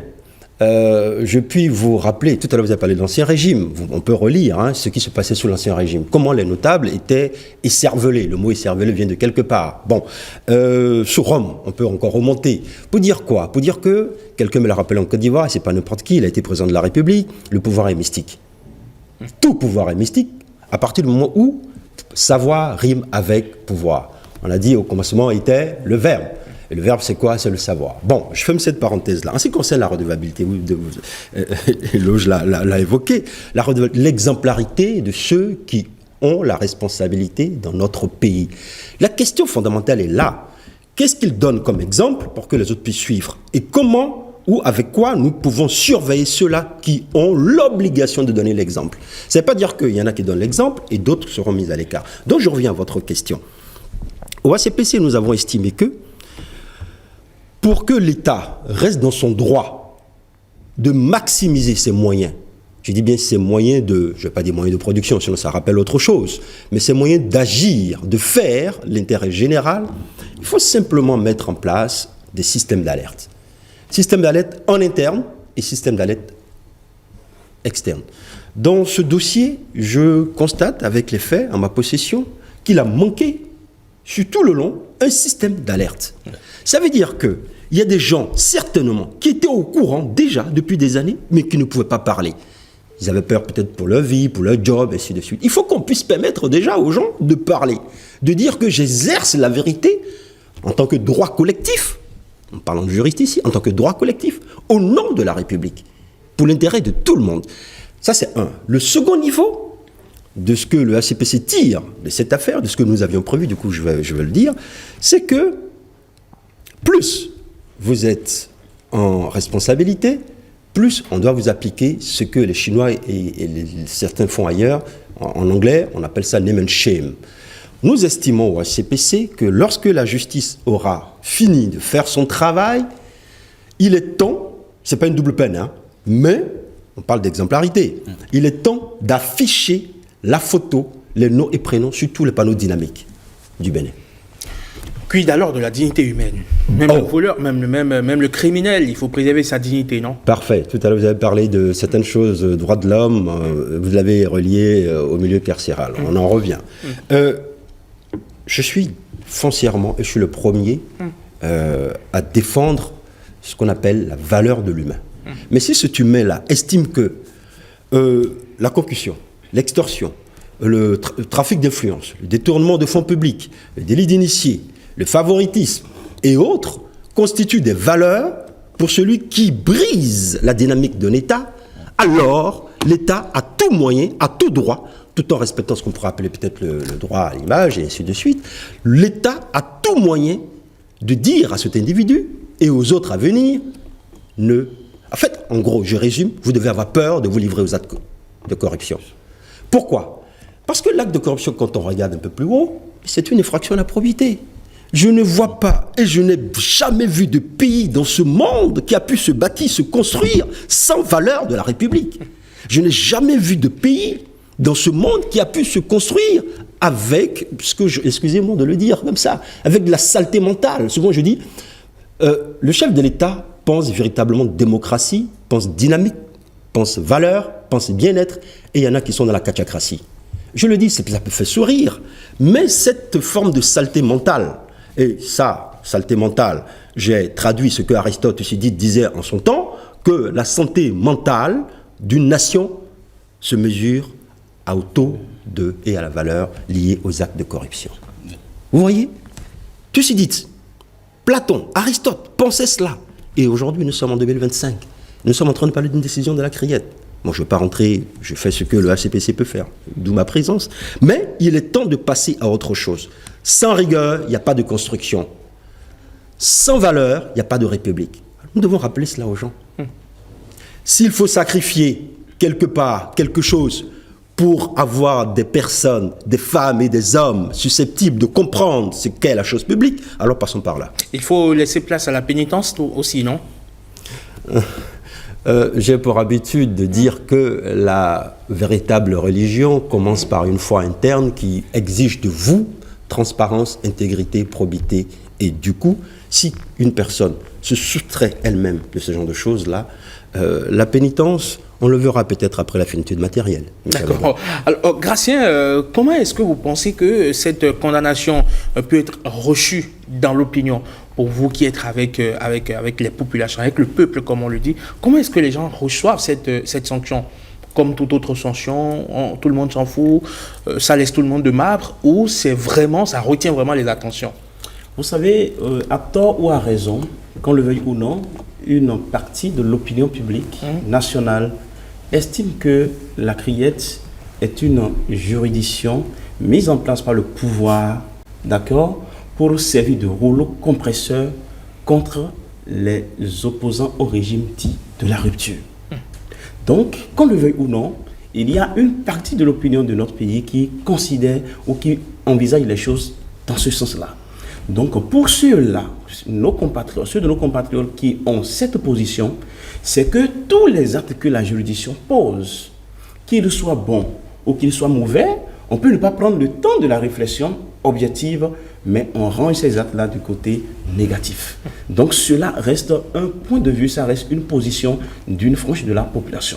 Par contre, il y a ceux qui sont proches du pouvoir et qui estiment que l'exécutif est dans une dynamique de réforme. On a salué beaucoup de choses. La condamnation des détournements de fonds, ça, c'est normalement tout le monde qui devrait applaudir. C'est ce qu'on peut appeler minimum de valeur sociale à l'intérieur d'un État. On s'entend. Mais malgré cela, il y a quand même des gens qui peuvent ne pas aller. Parce qu'il ne faut pas qu'on l'oublie. Lorsque le juge, au niveau de la Criette, est en train d'exercer son impérium, son droit, et dans l'exercice de son droit, il n'est pas toujours à l'abri des erreurs. Il peut arriver que la juridiction se trompe. Là où nous sommes, quand nous prenons, il y a beaucoup de jurisprudence à travers le monde. Et lorsqu'on prend l'exemple de l'ECC, et c'est vrai que les juridictions béninoises font tellement de mystères autour de leurs décisions. Je ne sais pas si c'est parce que les décisions ne sont pas suffisamment objectives. C'est une question que je me pose à titre personnel. Ça peut ne pas être le cas. Ça peut être également la question de dignité dont vous faisiez allusion tout à l'heure. Mais toujours est-il que lorsque vous prenez une juridiction, il est possible que, même sans le vouloir, le juge se trompe. Et ça, il s'agit d'une impunité objective. Ce sont les erreurs judiciaires. Et là, ça ne dépend pas du juge. Mais la personne est condamnée peut-être à une très lourde peine. Or, dans le fond, ce qu'on lui reproche, il n'en est pas auteur. Maintenant, ce que je peux résumer, quand on parle de la perception sociale de cette condamnation de la criette, c'est que les avis sont partagés. Il y a certains qui ont des positions arrêtées depuis toujours. Je suis opposant au régime, donc quel que soit ce que la criette fait, c'est mauvais. Il y a ceux qui sont avec le régime, donc quel que soit ce que la criette fait, c'est bon. Il y a au milieu, peut-être pour paraphraser un peu le président Macron ou son répondant béninois, le ministre Abiola, il y a les centristes, ou des gens qui ont voulu quand même décider d'observer l'activité de cette juridiction avec une certaine objectivité, en estimant qu'il y a certaines décisions qui sont salutaires, mais il y a également certaines sur lesquelles on peut apporter quelques regards critiques. Oui, si vous faites l'histoire des mentalités, il y a ce qu'on appelle le regard de l'autre. Tout à fait. Donc on peut aussi en tenir compte. Mais il faut travailler à ce que l'autre comprenne. C'est cela. Le bien fondé des actes que vous posez. Je me réjouis que nous n'avions pas au Bénin ici des justices de bas niveau ou de cas niveau. Parce que je suis dans le monde ce qui se passe. Et je constate que nous avons un objectif à atteindre. Si l'horizon est clair, la démarche méthodologique doit pouvoir être une démarche assez pertinente. Et c'est ce qui se fait. Donc, que les opposants, en fait, il faut bien qu'il y ait l'effet Damoclès suspendu au-dessus de la tête de chacun de nous, pour que nous ayons peur. Et il y a un syndicaliste, Pascal Todinou, qui a dit dans une émission, je crois sur Canal 3, il dit, mais quand on dit cri, avant qu'on dit être, que chacun se mette. Donc il faut que ce soit une juridiction qui dissuade. Alors quelque part aussi, Francis, c'est-à-dire, est-ce que la criette n'est pas quelque part victime de son manque de communication? Parce que des condamnations, il y en a presque tous les jours à la criette, mais les procès les plus médiatisés sont ceux des personnes, soit politiques ou soit des personnes qui ont quand même pignon sur rue. Sinon, pour le citoyen anonyme, il y a des condamnations qui sont prononcées presque tous les jours du côté de la criette. Je crois que vous avez bien posé un problème important. Il faut que la criette communique sur ses domaines de compétences et sur ses procédures. Je crois que ça va rassurer tout le monde. Sinon, dans le déroulé, les gens ont l'impression que c'est une justice spéciale destinée à faire taire les opposants. Non, ce n'est pas le cas. Quand on voit les domaines de compétences, c'est clair. Il y a les infractions économiques, il y a le terrorisme. Bon, maintenant, s'il y a des complicités incestueuses entre le politique et l'économique, je crois que la criette s'en charge. Je pense que la médiatisation d'un événement ne découle pas ou ne vient pas de l'institution. C'est pas la criette qui décide. Je pense qu'il faut regarder la qualité des prévenus. Et lorsque vous regardez, tout à l'heure vous avez parlé d'un citoyen lambda, le citoyen lambda n'est pas celui qui est en responsabilité. Quand on chope quelqu'un qui est en responsabilité, donc qui a obligation de redevabilité, ça fait waouh. Dans le jargon technique, on appelle ça l'événement monstre. Et l'événement monstre aussi est alimenté par les médias, c'est alimenté par les commentateurs de la vie publique, les techniciens, ainsi de suite. Donc c'est pas la criette qui décide de la médiatisation. Tout à l'heure, Gaston est en train de dire quelque chose de très important. En réalité, ce n'est pas une question de régime, d'opposants, de proches du pouvoir. Je pense que c'est une mauvaise lecture. C'est même un niveau très bas de la compréhension de la chose publique. Pourquoi je le dis? Parce que concrètement, lorsqu'on est juste, lorsqu'on aime ce pays, lorsqu'on veut faire quelque chose de bien, peu importe si on est opposant, si on est proche du pouvoir, il faut juste rechercher l'objectivité. Est-ce que ce qui est fait rentre dans la dynamique de la construction d'un État? C'est ce qui m'intéresse. Et quand c'est comme ça, ceux-là qui s'abstiennent de dire, moi généralement j'ai pour habitude d'affirmer que la critique a un rite de dénonciation, mais manque souvent d'arguments. Je m'arrête là. Très bien. Alors, que pensent les populations, les internautes souvent, parce que c'est eux le baromètre de cette émission, puisqu'on donne la parole à monsieur, madame, tout le monde, pour pouvoir intervenir sur notre question, notre préoccupation du jour, qu'on va d'ailleurs rappeler 30 ans de prison pour Carlos Adorano dans l'affaire disparition de 4 milliards à la DGI. Le principal accusé écope de 30 ans d'emprisonnement. Qu'en pensez-vous, Maurice Tantan? Maurice, bonjour. Bonjour Eman, bonjour à tous, chers amis téléspectateurs. La question du jour, vous l'avez rappelé tout à l'heure, les internautes ont réagi et il faut dire qu'au regard des commentaires que j'ai pu relever sur nos différents canaux sur la toile ce matin, il y a une diversité d'opinions qui se dégagent des avis des internautes. Il y a d'abord de façon générale une forme de satisfaction. Beaucoup de personnes considèrent que c'est une peine exemplaire qui a été infligée à ce principal accusé-là qui est reconnu coupable de détournement de deniers publics. Beaucoup vont également suggérer que l'administration des finances fasse davantage d'efforts pour éviter aux agents d'être tentés, donc de faire des contrôles réguliers pour pouvoir anticiper ce genre de choses. Et certaines personnes qui vont également plaider pour la clémence parce qu'ils estiment que la peine n'est pas légère. Guy Lokosu, pour commencer, nous dit que toute personne qui détourne un fonds public doit être punie par la loi, mais il me fait plusieurs années, condamner les accusés à plusieurs années n'est pas la solution selon lui. Cherchons les voies et moyens pour faire payer l'argent détourné par les accusés que de les immobiliser, écrit cet internaute. La décision de vouloir faire des travaux forcés aux accusés est déjà une chose très louable sur laquelle il faut se baser pour amoindrir les années de condamnation. Boko Roland nous dit, est-ce que les 30 ans vont faire revenir les 4 milliards au trésor public? C'est une interrogation de cet internaute qui continue en disant, cette justice distributrice des peines lourdes ne semble pas dissuader certains, malheureusement, peut-être parce qu'ils sont à l'affût de certaines réalités qui les motivent à se servir eux-mêmes. Il se pose alors le problème des nominations administratives sans un minimum d'enquête de moralité, estime Boko Roland Caliste. Les gens le faisaient sous le PRPB, mais l'homme est insaisissable, écrit cet internaute qui conclut en disant « Il nous faut plutôt une base patriotique et l'État peut toujours former le personnel », conclut Roland Caliste Boko. Autre commentaire sur la question du jour, mettons-nous à Daoud, nous dit, ce qui est juste, c'est de pouvoir répondre de ces actes en bien ou en mal. Donc qu'ils répondent est une chose, mais la sécurisation des deniers publics est aussi une autre affaire. Je pense que le mieux serait de faire en sorte que les agents ne soient pas tentés, donc de ne plus être en contact avec l'agent. C'est vrai, je salue déjà le leadership du gouvernement, écrit-il, mais les agents continuent d'être en contact des sous, même dans certaines directions. Nous devons aussi avoir peur de la chose publique et changer de comportement et éduquer nos enfants à ne pas avoir ces mauvaises habitudes. Enfin, nous allons prier le gouvernement pour plaider pour la durée et couper, car ils ont tous une famille, je vous l'ai dit. Il y a cette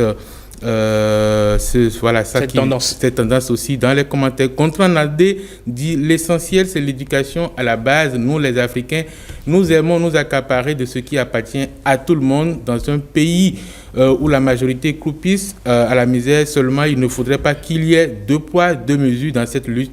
Pour le moment, ce n'est pas mal comme sanction, écrit Gontran Nandé. Pas fait, écrit pour ma part, j'ai confiance en la justice de mon pays, dont je n'ai aucune objection. Ce procès démontre la vigilance de l'exécutif en matière de gestion des finances publiques. Cependant, quel serait l'impact de ce verdict sur les populations, s'interroge Parfait Zinvoedo qui nous écrit que ce jugement pourrait dissuader d'autres qui envisagent de piller les ressources de l'État. Il est également crucial de renforcer l'éducation civique et la morale des enfants, ainsi que de poursuivre les efforts de sensibilisation au sein des institutions publiques sur la corruption. On va prendre encore 2 commentaires. Koumassa Maurice nous dit que la condamnation à 30 ans de prison dans le dossier dit de 4 milliards de francs CFA nous révèle plusieurs aspects du fonctionnement de l'administration publique, surtout celle des finances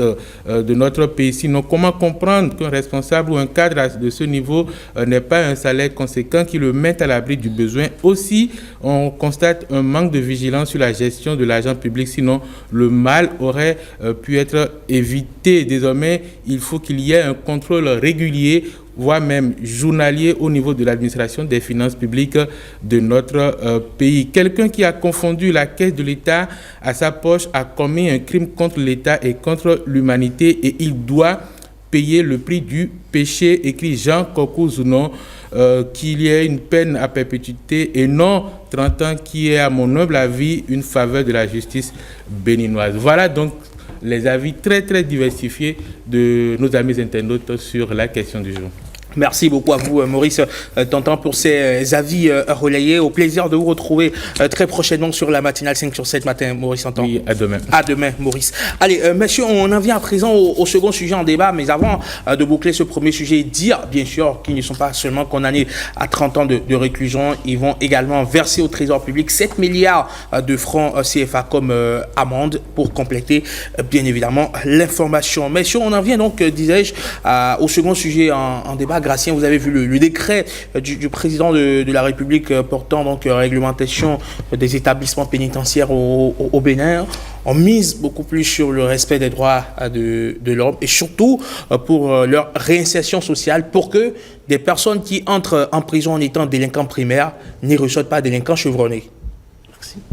Tout à fait. Merci, Eman, pour cette belle présentation du décret. Et avant d'intervenir rapidement là-dessus, je vais vous permettez que je dise quelque chose par rapport à la chute d'un internaute qui a voulu quand même que l'on mette l'accent sur l'éducation quand on parle du respect du bien public. Je vous donne un exemple. Vous savez que le Bénin a été colonisé par la France, tout comme le Sénégal, la Côte d'Ivoire et autres. Mais De Gaulle, qui était le président français ayant joué le maximum de rôle, ayant fourni beaucoup d'efforts pour que la France puisse avoir ses colonies en Afrique, il n'y a aucun territoire en Afrique ici, il n'y a aucun mètre carré ou aucune parcelle en Afrique qui porte le nom de De Gaulle. Mais si c'était aux Béninois qu'il était donné de coloniser la France, peut-être que tout Paris serait la propriété privée de telle personne, la propriété privée de telle autre. C'est pour ça que je pense que la question d'éducation, puisque le secrétaire général du CPC est revenu là-dessus, pour éduquer les gens en termes de choses, en termes d'anticipation, puisque quand le vin est tiré, il est difficile de revenir, parce que les 7 milliards qui constituent les dommages et intérêts que ces personnes condamnées vont verser à l'État béninois, vous savez qu'il s'agit de quelque chose d'hypothétique. Il y a plusieurs jours déjà que l'agent judiciaire du Trésor est en train de faire circuler des communications, des publicités, demandant à certaines personnes peut-être de venir prendre des dossiers les concernant. Peut-être que dans ce lot, il y a des gens qui ont peut-être été condamnés à verser des dommages et intérêts à l'État. Je ne sais pas si vous voyez un peu. Donc, la question de l'éducation, c'est pour renvoyer la balle aux représentants du CPC pour leur dire que vraiment, il faut qu'on mette l'accent là-dessus. Maintenant, pour ce qui est du décret, je pense que c'est une nouveauté et j'estime aussi que c'est un décret. Vous savez, quand vous avez quelque chose, même si elle est bonne, vous souhaitez toujours en avoir plus. Sinon, on peut dire que c'est un décret d'application du code pénal, parce que ces peines, je crois bien que le code pénal depuis 2018, où le Bénin s'est autonomisé en matière de droit, en matière de code pénal, il y a ces peines-là qui sont déjà prévues.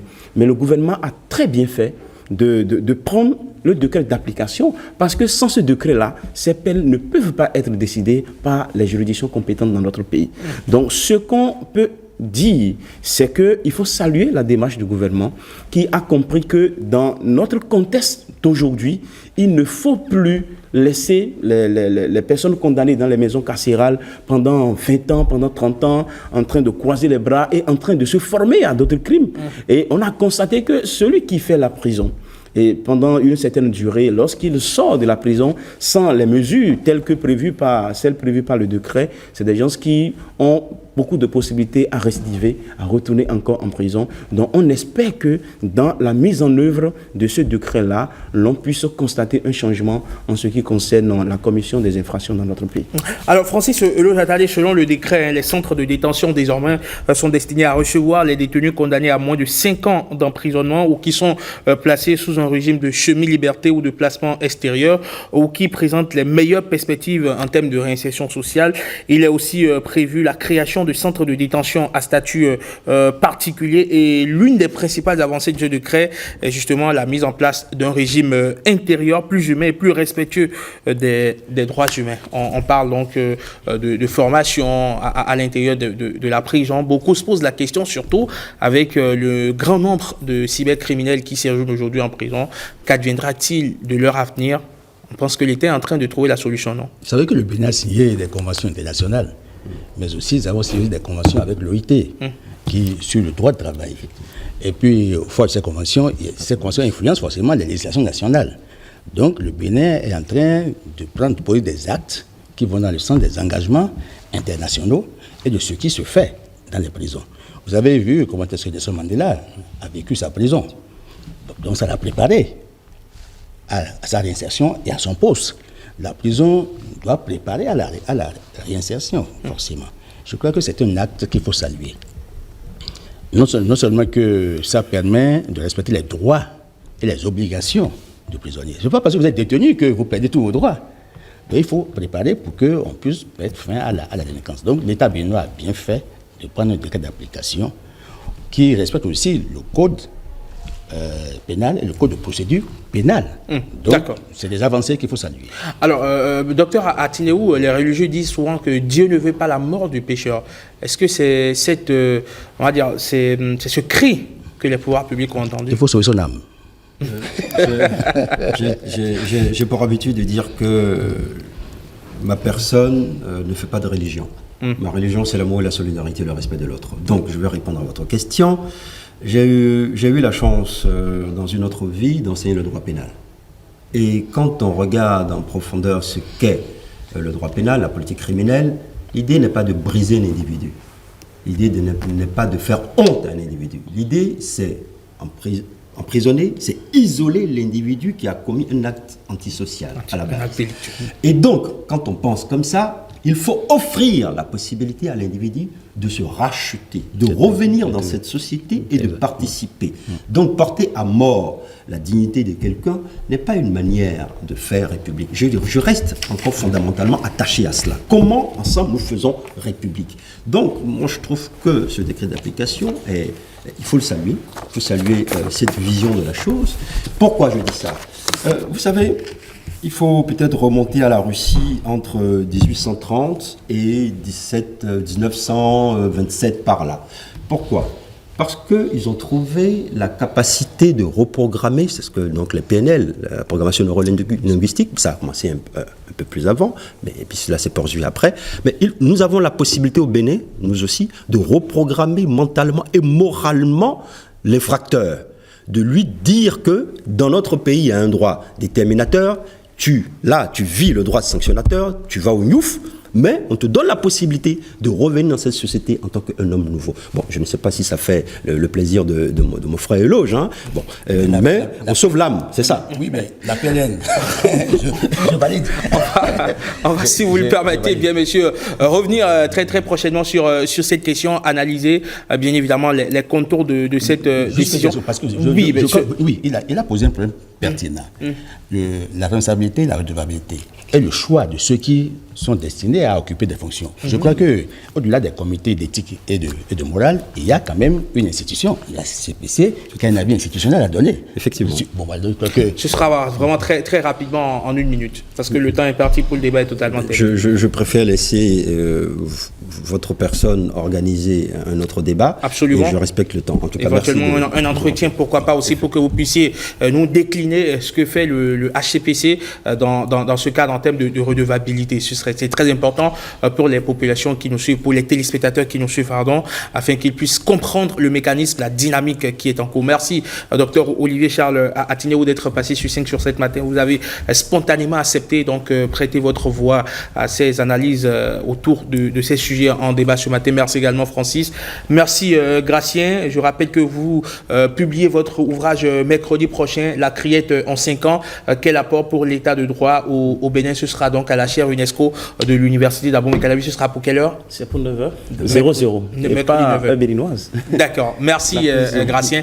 Vous passez une excellente journée du lundi. Merci. Et voilà qui met un terme au forum de discussion de ce lundi matin. 5 sur 7 matin, encore 2 derniers rendez-vous. La chronique de Patrick Djossou, juste après la revue de presse de Marcel Arrossi pour boucler la boucle. Ce sera sans transition. À tout de suite.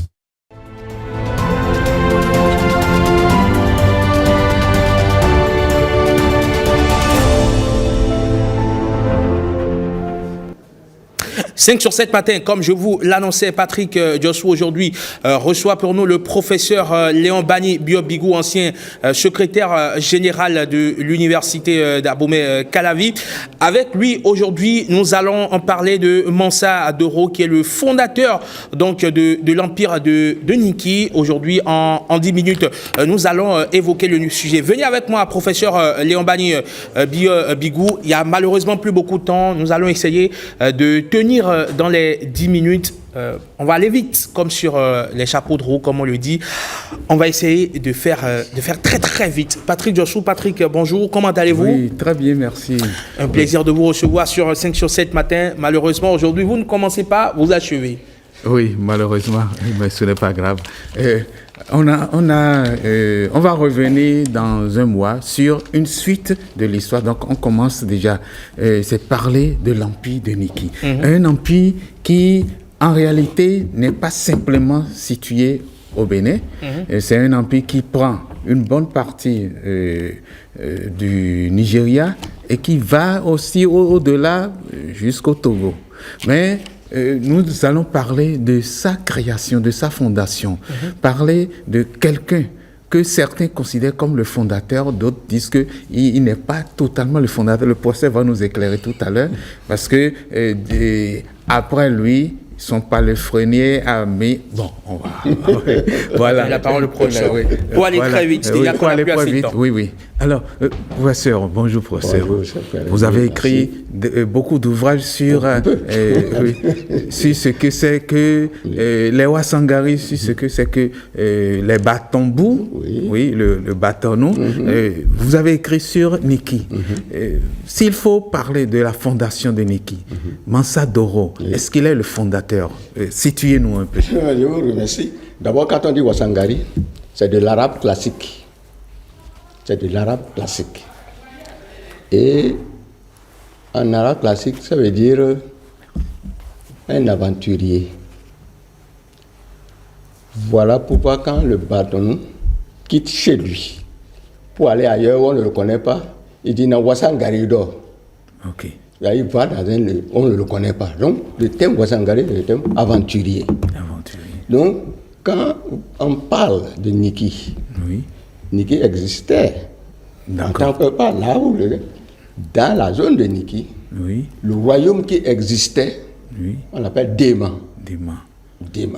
Et c'est Dema qui avait ce qui est Wenu aussi, quand on parle de Niki Wenu, ce qui a Gourou et tout ça. Et ce Dema-là, son roi avait le titre de Turo Sika, Fort Doro. D'accord. Turo Sika, Fort Doro, vous comprenez bien. C'est lui le roi. Et c'est lui justement qui va accueillir le groupe d'étrangers dont on parle de Wasangari. Et celui qui conduisait l'équipe d'étrangers de Wasangari, c'est Mansa. Vous comprenez bien. Il y a Mansa.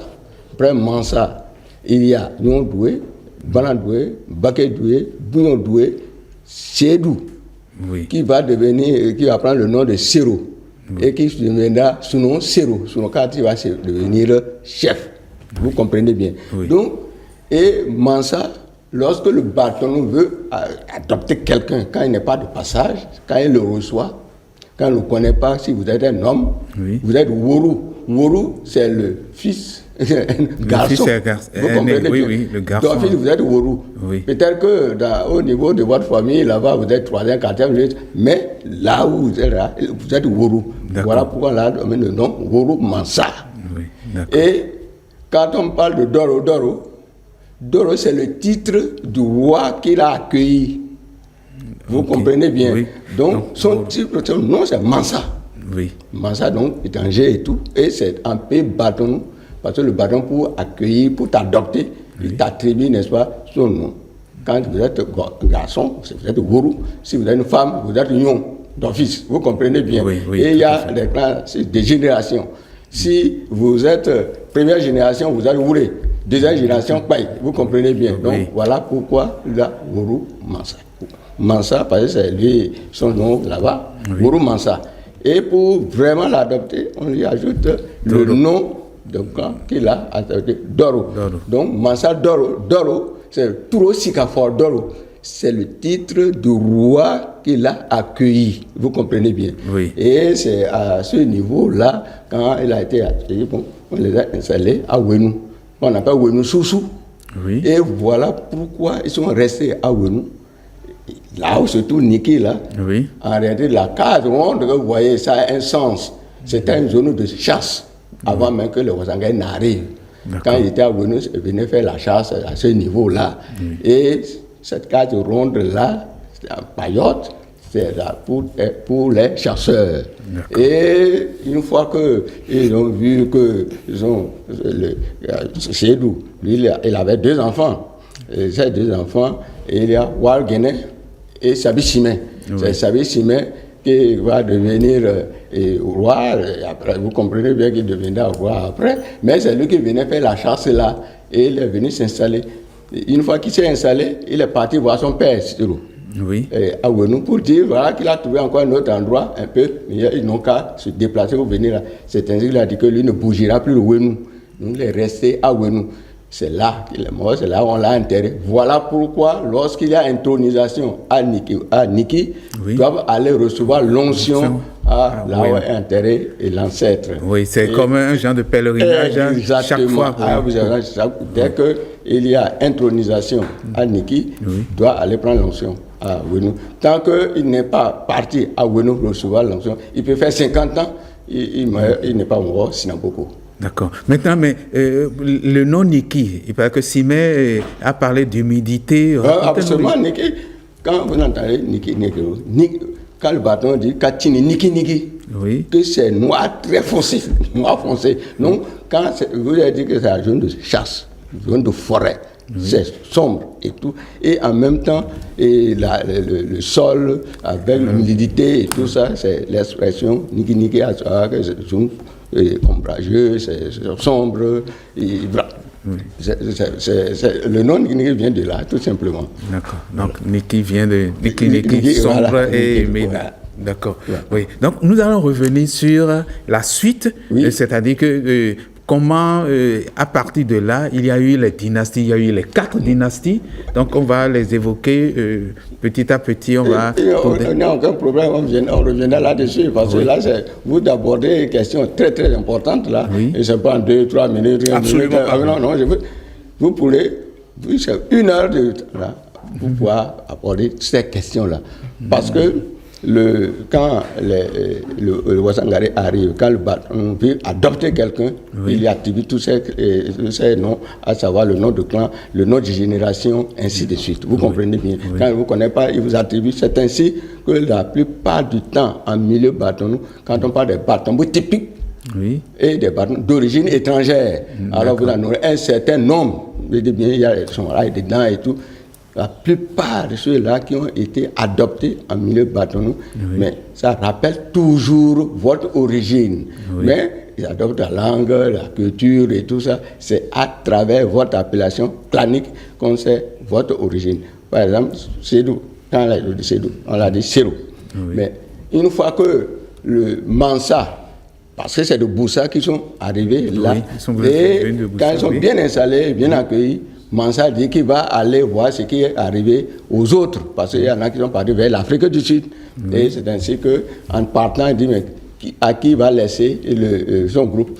Il a dit, les partenaires l'ont dit, désigne en leur sein quelqu'un qui va être avec qui nous allons collaborer s'ils ont besoin de n'importe quoi qu'ils le voient. C'est ainsi qu'il a désigné Sédou, qui est Siro. Voilà, sinon Siro en question, voilà, il a dit, c'était son palefrenier qui s'entendait très bien et qui avait 2 enfants, Waro Guénin et Sabi Simela. Il a désigné Siro. Donc voilà pourquoi sinon Siro est devenu, pour ce qui concerne la classe politique Ouassangari, le responsable. Donc voilà quelques éléments là, rapidement. Et je suis prêt, quand vous serez prêt, je serai toujours prêt pour réellement, puisque j'ai sorti un document là-dessus. Niki, capitale de l'Empire du Borou-Barba. Et le mot Empire, ce sont les premiers Blancs qui ont mis pied à Niki, qui ont donné à peu près la superficie de cet empire, 102 000 km². Wow. Ah oui, absolument. Quand on parle de l'état de Kora State, dans l'état de Kora State, Barouten Local Government, ça, c'est les Blancs qui sont venus nous diviser, tout simplement. Parce que quand vous dites Togo, là, c'est bien au-delà du Togo. 102, oui, ça allait, le Niki contrôlait jusqu'à Dosso, dans le nord. De l'autre côté, à l'est, le Barouten Local Government, jusqu'à présent, ils viennent à Niki, et de l'autre côté, c'est jusqu'à Fadangourma, et aussi, tout ça faisait frontière avec Abomey. Voilà ce que je voulais vous dire. C'est du Nigeria au Ghana. Absolument, c'est du clair. Nigeria au Ghana. On aura l'occasion de revenir là. Absolument. Vous allez 102 000 km², c'est pas de l'invention, c'est là, les cartes, tout est là. Hein. Je ne parle jamais sans preuve. Celui qui veut contenir bien Bigot, il n'a qu'à préparer ses preuves. Et il va se lever tôt. Et il doit se lever tôt aussi. Ah non, c'est pas vrai. Professeur, on aura l'occasion de vous retrouver sur ce plateau ici pour nous étendre davantage sur ces sujets assez importants. Patrick, c'est une promesse, rassurez-vous, vous aurez le temps pour revenir nous guider un peu plus sur ces sujets-là. Merci. Merci bien. Merci. Vous savez que le bâton, quand on promet, il faut tenir sa promesse. Absolument. Absolument. C'est la honte. Et le bâton n'aime pas. J'ai promis devant les téléspectateurs. Choisir la mort plutôt que la honte. Évidemment, avant de tenir ma promesse dans les prochaines semaines, évidemment, il y a un dernier rendez-vous à finir, c'est la revue de presse. Merci.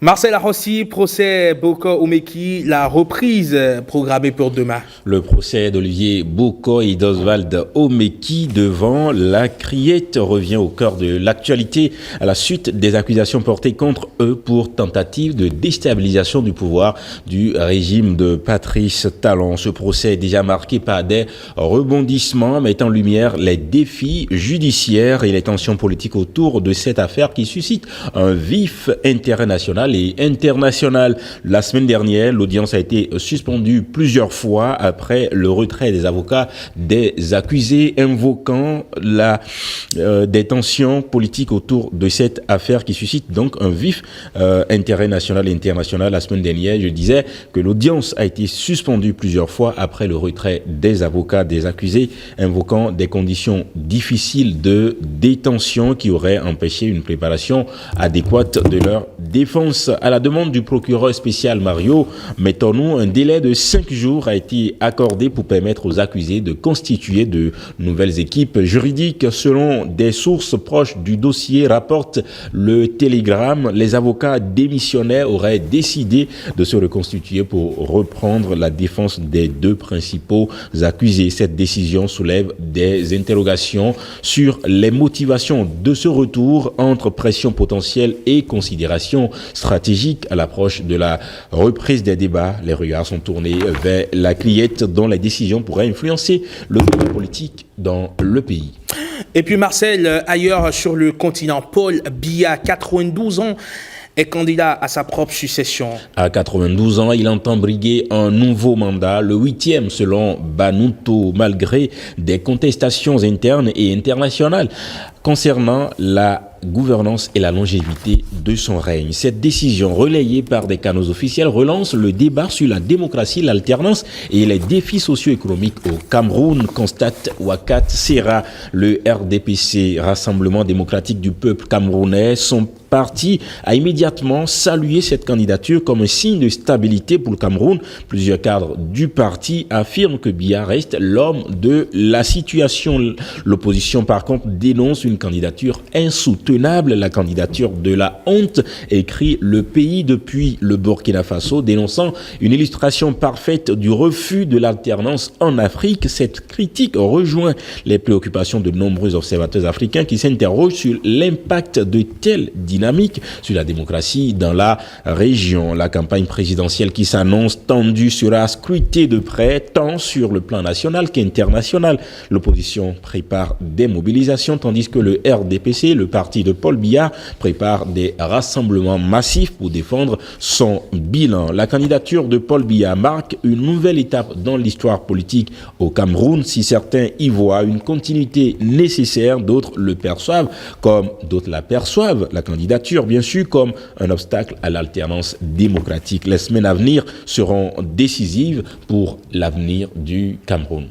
Merci beaucoup à vous, Marcel Arrossi. C'est moi. On se retrouve demain. Avec le même plaisir. Le même punch. Absolument. Et voilà qui est mettre un thème à la matinale 5 sur 7 matin, ce lundi 27 janvier 2024. Merci à toutes les équipes rédactionnelles et techniques réunies autour aujourd'hui de la Dame de Fer, Christelle Sabouran. Retrouvez-nous demain quand il sonnera très exactement 7h, 6h en temps universel. D'ici là, portez-vous très bien. Au revoir. Bon lundi. Bonne semaine de travail à tous et à chacun. Paix et joie dans le monde. Salut.